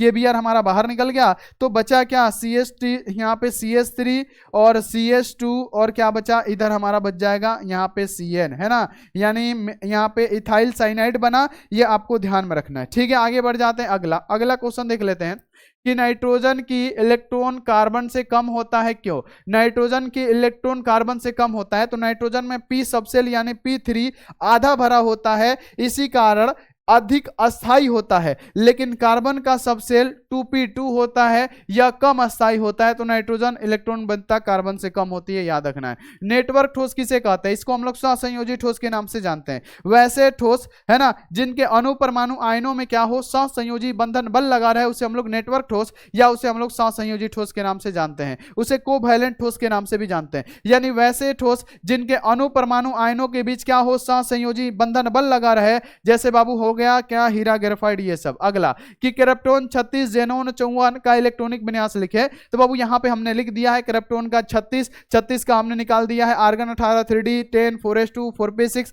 जेनोन का कितना होता है आपको पता है ना, 54 का निकालिएगा तो यहाँ पे क्या होगा, क्रिप्टोन यहाँ पे 36, 3d 10, 4s2, 5p6। तो आप लोग आराम से निकाल सकते हैं, बिल्कुल इजी है ये। अगला भौतिक अधिशोषण और रासायनिक अधिशोषण में मुख्य अंतर, मोस्ट VVI है। तो भौतिक अधिशोषण में कमजोर वान डेर वाल बल होता है, क्योंकि ठोस या द्रव के सतह पर जो भी गैस के सतह मतलब क्या गैस के कण चिपके होते हैं कमजोर वान डेर वाल बल से। और रासायनिक अधिशोषण में क्या होता है, मजबूत रासायनिक बंधन बल से चिपके होते हैं। अब बाबू यहाँ पे या पृष्ठीय क्षेत्रफल बढ़ाने में बढ़ेगा, पृष्ठ बढ़ाइएगा अधिशोषण की मात्रा बढ़ेगी, इसका भी पृष्ठ बढ़ाइएगा मतलब क्या होगा, रासायनिक अधिशोषण की मात्रा बढ़ेगी। ताप में वृद्धि करने पर भौतिक अधिशोषण में कमी होता है, जबकि इसमें ताप में वृद्धि करने पर पहले वृद्धि होता है, फिर बाद में क्या होता है, कमी होता है। यह प्रकृति में उत्क्रमणीय है और यह प्रकृति में अनुत्क्रमणीय है, इसको भी आपको ध्यान में रखना है। अगला अभिक्रिया वेग का पर ताप का क्या प्रभाव पड़ता है, तो अभिक्रिया के वेग पे ताप का प्रभाव पड़ता है ना। ताप जितना अधिक होगा अभिक्रिया के बीच अभिक्रिया उतना ही तेजी से होगा, जितना ताप अधिक होगा अभिक्रियाओं के बीच अभिक्रिया उतना अधिक होगा। लगभग बोला जाता है कि 10 डिग्री सेल्सियस ताप बढ़ाइएगा तो अभिक्रिया का वेग हो जाएगा 2 गुना, याद रखिएगा। हेलोएरिन्स जल में घुलनशील है जबकि बेंजीन नहीं है, इसका कारण क्या है, तो हेलोएरिन्स के है ना, हेलोएरिन्स जल के अणु में हाइड्रोजन आबंध नहीं बनाते हैं, बल्कि जल में अणुओं के मध्य उपस्थित हाइड्रोजन आबंध को क्या करते हैं, तोड़ते हैं। अतः हेलोएरिन्स जल में क्या होगा, अघुलनशील होगा और अत्यधिक मात्रा में हाइड्रोकार्बन होने के कारण यहाँ पे क्या होगा, हेलोबेंजीन जैसे विलायक में क्या होगा, घुलनशील होगा, याद रखिएगा। अगला क्रिस्टल और अक्रिस्टल में अंतर लिखिए, तो क्रिस्टलीय ठोस होगा और अक्रिस्टलीय ठोस होगा।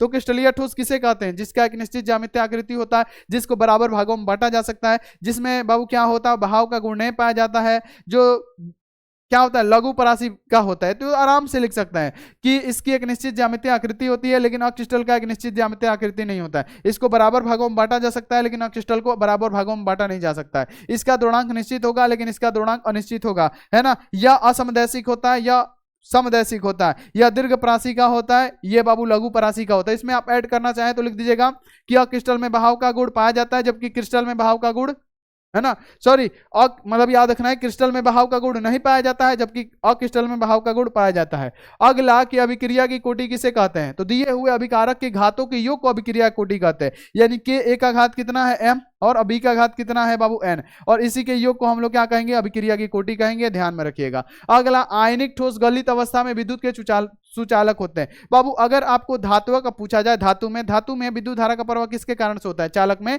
तो आप कहेगा धातुक चालक में विद्युत धारा का प्रवाह इलेक्ट्रॉनों के कारण होता है, जबकि आयनिक में क्या होता है ना, जलीय विलयन में आयनों के द्वारा होता है। चूंकि आपको पता है कि जो आयनिक ठोस होगा, ठोस अवस्था में वो गति नहीं कर पाएगा, फ्री नहीं रहेगा, गति नहीं करेगा, तो विद्युत धारा का प्रवाह नहीं होगा। जैसे उसको जल में डालिएगा क्या होगा, आयन टूट जाएगा, फ्री हो जाएगा, वो गति करने लगेगा, विद्युत धारा का प्रवाह होने लगेगा। यानी आयनिक ठोस में विद्युत चालकता आयनों की गति के कारण होता है। चूंकि ठोस अवस्था में आयनिक गतिशील नगण्य होता है, इस मतलब क्या, इस अवस्था में चालक नहीं होता है, गलने पर आयन क्या हो जाते हैं, आयनों में गतिशीलता आ जाती है, अतः आयनिक ठोस क्या होते हैं, गलित अवस्था में चालक होते हैं। अगला Cu+ का इलेक्ट्रॉनिक विन्यास लिखिए। सबसे पहले आपको कॉपर का इलेक्ट्रॉनिक विन्यास हमने निकालना सिखाया था।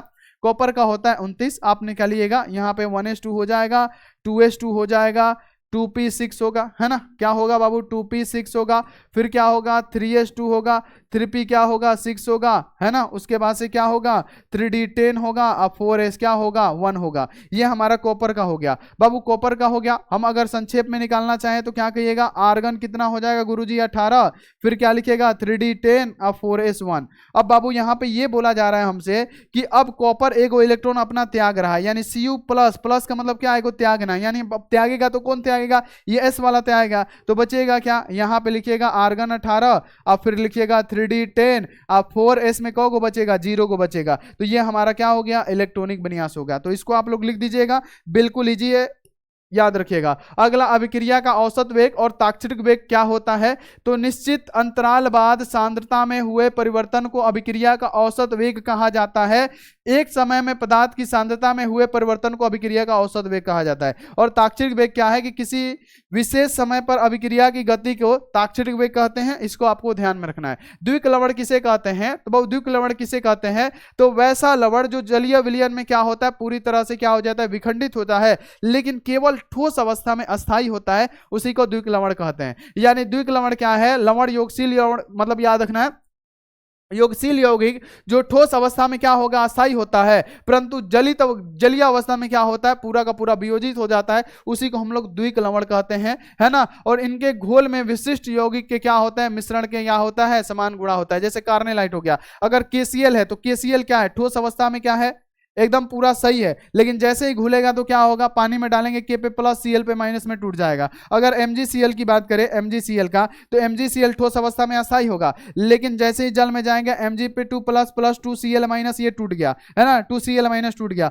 अगर उसी प्रकार से H2O की बात करें, है ना, तो H2O क्या होता है, H पे प्लस होता है और OH पे माइनस, यानी ये क्या होगा, ठोस अवस्था में तो अस्थाई होगा, लेकिन बाबू जल में जाते ही क्या हो जाएगा, कण कण इसका बिखर जाएगा, उसी को हम लोग द्विक लवण। आइसोटोनिक विलयन किसे कहते हैं, वैसा विलयन जिनके जल और विलायक की सांद्रता, है ना, कोशिका द्रव के समान होती है, उसको हम लोग क्या कहते हैं, आइसोटोनिक विलयन कहते हैं। अगला क्वेश्चन, हम आपको क्वेश्चन दिखा दे रहे हैं, PDF दे देंगे, आप लोग क्या करिएगा, इसको देख लीजिएगा। अगला, किसी रासायनिक अभिक्रिया इतना में बाबू दर इतना दिया हुआ है, तो अभिक्रिया की कोटि, बाबू दर इक्वल टू कितना दिया हुआ है, के ए की घात कितना दिया हुआ है, आप कहिएगा 1/2, बी है, बी का घात कितना है बाबू, 3/2 में क्या है, 2 है, तो अभिक्रिया की कोटि दिए हुए अभिकारक के घातों के योग को, यानी 1/2 इसका घात और 3/2 इसका घात, 2 का लघुत्तम निकालिएगा, कितना होगा, 2 हो जाएगा। यहाँ पे 1 + 3 इक्वल टू क्या होगा, 4/2, कटाइएगा तो क्या होगा, 2 इसका क्या होगा, घात निकलेगा, हो गया, अभिक्रिया की कोटि निकल गई, है ना। इसका बाबू IUPAC नाम देख लीजिएगा,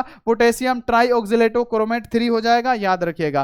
कांच को अतिशीतित द्रव क्यों माना जाता है, क्योंकि कांच में क्या होता है, द्रव की भांति बहने की प्रवृत्ति होती है, भले ये प्रवृत्ति स्लो होती है लेकिन इसमें बहने की प्रवृत्ति होती है, इसीलिए कांच को अतिशीतित द्रव, यानी इसको क्या कहा जाता है बाबू, ध्यान में रखना है, इसको बाबू अतिशीतित द्रव का मतलब क्या, अक्रिस्टलीय ठोस भी कहा जाता है ना। अब आपको बदलना है इथाइल एल्कोहल से इथाइल एमीन। इथाइल एल्कोहल का मतलब क्या होता है, यहाँ पे CH3 है ना, और यहाँ पे CH2 और OH, ये हमारा क्या है, इथाइल एल्कोहल। जब इथाइल एल्कोहल की अभिक्रिया अमोनिया के साथ कराते हैं, NH3 के साथ हम लोग कराते हैं, तो क्या होगा बाबू, यहाँ से 1 हाइड्रोजन निकलेगा, NH3 में क्या है, सभी बच्चे ध्यान रखिएगा, 3 हाइड्रोजन में से 1 हाइड्रोजन निकलेगा और OH पे माइनस हमारा क्या बना देगा, H2O बना देगा, है ना, H2O जल का अणु बना देगा। तो बचेगा क्या, बचेगा हमारा यहाँ पे CH3 CH2 और यहाँ पे क्या बचेगा, सभी बच्चे NH2 बच जाएगा। तो ये हमारा एमीन बना कि नहीं, है ना।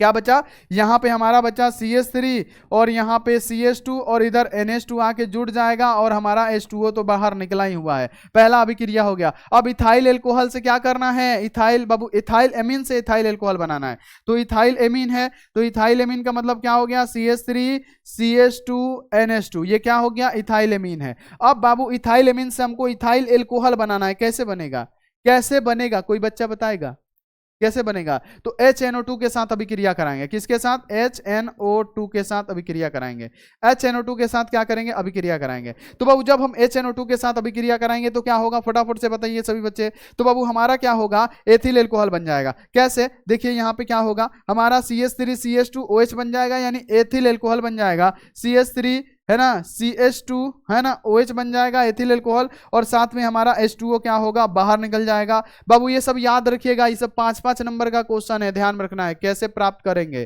ठीक है। क्या होता है जब, देखिए फ्रेंकल दोष किसे कहते हैं, यानी वैसे दोष, है ना बाबू, वैसा यह दोष तब उत्पन्न होता है जब एक आयन अपने जालक स्थिति को त्याग कर अंतरालीय स्थान या अंतरकाशीय स्थान में क्या होता है, चला जाता है। तो बाबू इसी को हम लोग क्या कहते हैं बाबू, ध्यान रखना है, फ्रेंकल दोष कहते हैं। और इसमें क्या होता है, ठोस के घनत्व में कमी नहीं आता है। मानक इलेक्ट्रोड विभव क्या होता है, तो किसी भी अर्ध सेल में अर्थात एक इलेक्ट्रोड में 258 केल्विन ताप और 1 मोल प्रति लीटर सांद्रता के धातु आयन विलयन में इलेक्ट्रोड को हम लोग क्या कहते हैं बाबू, याद रखना है, मानक इलेक्ट्रोड विभव कहते हैं। अगला 2 विटामिन के नाम लिखे और इनकी कमी के कारण उत्पन्न रोगाणुओं के नाम लिखे। तो विटामिन ए कौन सा हो जाएगा, है ना, इसकी कमी से रतौंधी, आंख की सफेदी, हिस्से में धब्बे, त्वचा से जुड़ी बीमारियां हो सकती है।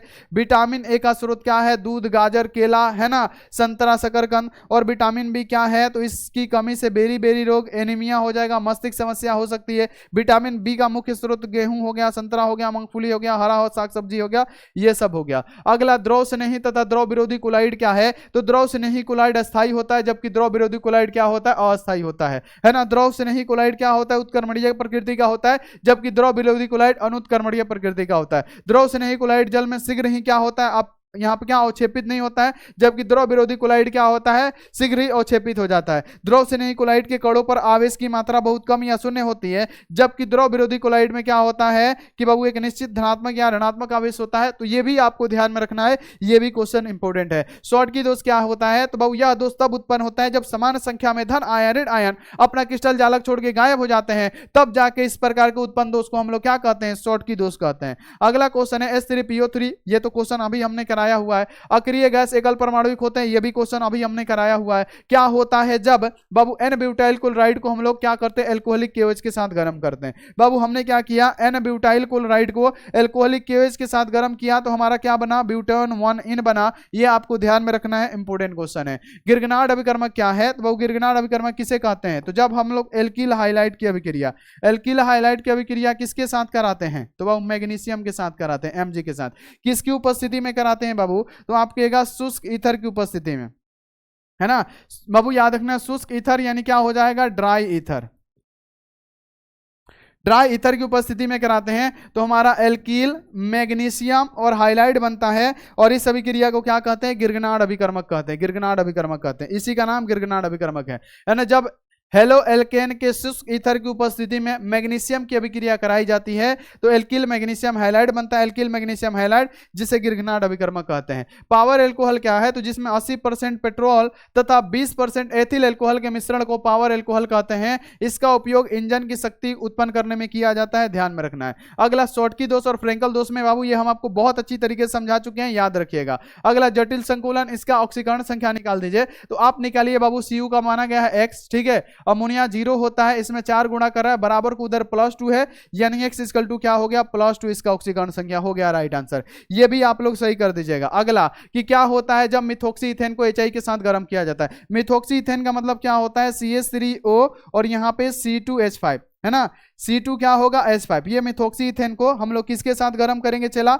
HI के साथ गर्म करेंगे। किसके साथ गर्म करेंगे चेला, HI के साथ गर्म करेंगे। तो जब हम लोग इसको HI के साथ गर्म करेंगे तो क्या होगा, जब हम लोग इसको HI के साथ गर्म करते हैं तो क्या होता है, सबसे पहले बात ध्यान में रखना है, सबसे पहले CH3 और I हमारा बन जाएगा, यानी मेथिल आयोडाइड बन जाएगा। CH3 है ना, क्या बनेगा, CH3 और यहाँ पे I मेथिल आयोडाइड बन जाएगा। तो बचेगा क्या, C2H5 और यहाँ पे क्या O और H, क्योंकि CH3 I निकल चुका है तो C2H5 O और H बचा, यानी एथिल एल्कोहल बचा, यानी C2H5 OH बचा। ये आपको ध्यान में रखना है। यानी जब हम मिथॉक्सी इथेन को HI के साथ गर्म करते हैं तो मेथिल आयोडाइड तथा एथिल एल्कोहल बनता है, जो कि क्या है, एथिल एल्कोहल, ये मेथिल आयोडाइड है। इसे भी आपको ध्यान में रखना है। ठोस प्राय असंपिड्ड होते हैं, क्योंकि ठोस के अवयवी कण जितने भी होते हैं उनके बीच की दूरी कम होती है, उन्हें और अधिक पास नहीं लाया जा सकता है। इनके कणों के बीच बहु प्रतिकर्षण भ्रम हो जाएगा, अतः इन्हें अधिक पास लाया नहीं जा सकता, इसलिए ठोस प्राय असंपिड्ड होता है ना। संक्रमण तत्व रंगीन यौगिक क्यों बनाते हैं, तो संक्रमण तत्वों का बाबू याद है ना कि डी संक्रमण होता है, जिसमें डी में 1 से लेकर अगर 9 तक इलेक्ट्रॉन हो तो ये क्या होगा, युग्मित, अयुग्मित, क्या होगा, ये हो जाएगा बाबू, ध्यान में रखना है, अयुग्मित, है ना। ये क्या हो जाएगा, अयुग्मित। अयुग्मित इलेक्ट्रॉन क्या बनाएगा बाबू, कौन सा गुण दर्शाएगा, अनुचुंबकीय गुण दर्शाएगा। क्या दर्शाएगा, अनुचुंबकीय गुण दर्शाएगा, साथ में रंगीन आयन निर्माण करता है। आपको पता है ना, लिखिएगा कि संक्रमण तत्व लवण मतलब क्या, रंगीन लवण निर्माण करता है, क्योंकि संक्रमण तत्वों के आयन में कक्षा में क्या होता है, अयुग्मित इलेक्ट्रॉन बाह्य वातावरण से ऊर्जा को अवशोषित करते हैं और ऊर्जा तत्वों में संक्रमण कर जाते हैं और पुनः लौटते समय ऊर्जा को प्रकाश के रूप में क्या करते हैं, उत्सर्जित करते हैं बाबू संक्रमण तत्व बाबू, इसलिए क्या होते हैं, रंगीन आयन बनाते हैं। त्रिज्या अनुपात क्या है, तो किसी आयनिक क्रिस्टल में धन आयन और ऋण आयन की त्रिज्याओं के अनुपात को क्या कहते हैं, त्रिज्या अनुपात कहते हैं, याद रखिएगा। नाइट्रोजन की क्रियाशीलता फास्फोरस से भिन्न होती है, क्यों बाबू, छोटा आकार, है ना, उच्च आयनन एंथैल्पी और विद्युत ऋणात्मकता, डी ऑर्बिटल की अनुपस्थिति, नाइट्रोजन में पी पाई बहु आबंध बनने की क्षमता। तो ये सब आपको ध्यान में रखना। अगला कि क्या आप किस आधार पे कह सकते हैं कि स्कैंडियम 21 एक संक्रमण तत्व है, तो स्कैंडियम 21 में क्या होगा, जो 3D10 होगा, 4s2 होगा बाबू। यहाँ पे याद रखना है, सॉरी क्वेश्चन कुछ अलग है, कि आप किस आधार पे कह सकते हैं कि बाबू यहाँ पे कि, है ना, स्कैंडियम का परमाणु क्रमांक 21 जो है संक्रमण तत्व है और जिंक जो है वो नहीं है। तो बाबू अगर हम स्कैंडियम का निकालें, स्कैंडियम का कितना होता है आप कहिएगा 21, तो अगर हम इसका निकालें तो क्या होता है, आर्गन क्या होगा 18 हो जाएगा, 3d1 हो जाएगा, इसमें डी ऑर्बिटल में 1 एगो इलेक्ट्रॉन है, अब 4s2 होता है। तो बाबू अगर डी ऑर्बिटल में एगो इलेक्ट्रॉन है तो संक्रमण तत्व होबे करेगा। अगर हम जिंक का निकालेंगे तो जिंक का कितना होता है आप कहिएगा 30 होता है। इसका अगर हम निकालेंगे आर्गन कितना हो जाएगा 18, 3d कितना हो जाएगा 10, 4s2, अब इसमें डी ऑर्बिटल में पूरा का पूरा फुल है, तो ये तो बाबू संक्रमण तत्व होगा नहीं। तो यही कारण है, आप लोग ध्यान में रखिएगा। पूरा हो सकता है कल के एग्जाम में 20 के 20 ही लड़ जाए, ये भी गारंटी है। अगला कि अनुसंख्यिक गुणधर्म क्या है, तो बाबू अनुसंख्यिक गुणधर्म क्या होता है कि विलय के ऐसे गुण जो विलयन के निश्चित आयतन में उपस्थित विलय की कणों की संख्या पर निर्भर करते हैं, उसी को हम लोग अनुसंख्यिक गुणधर्म कहते हैं। जैसे वाष्प दाब का अपेक्षिक अवनमन, कथनांक अवनमन, हिमांक अवनमन, पराशर दाब, यही सब होता है। अगला आदर्श एवं अनादर्श विलयन में अंतर लिखे, तो आदर्श विलयन क्या है, आदर्श विलयन ऐसे विलयन को कहे जाते हैं जो राउल्ट के नियम का पालन करते हैं, अनादर्श विलयन जो राउल्ट के नियम का पालन नहीं करते हैं। आदर्श विलयन के लिए शर्त क्या है, delta V maximum 0, delta H maximum 0, और इसके लिए दोनों क्या होता है नॉट इक्वल टू 0। उदाहरण के लिए एथिल ब्रोमाइड है ना, और बाबू यहाँ पे एथिल क्लोराइड, और यहाँ पे क्या हो जाएगा बेंजीन और एसीटोन हो जाएगा। तो ये बाबू आपको ध्यान रखना, इतना ही क्वेश्चन है, इसका पीडीएफ हम दे देते हैं, आप फटाफट से इसको डाउनलोड कर लीजिए और सारा का सारा क्वेश्चन देख के जाइएगा।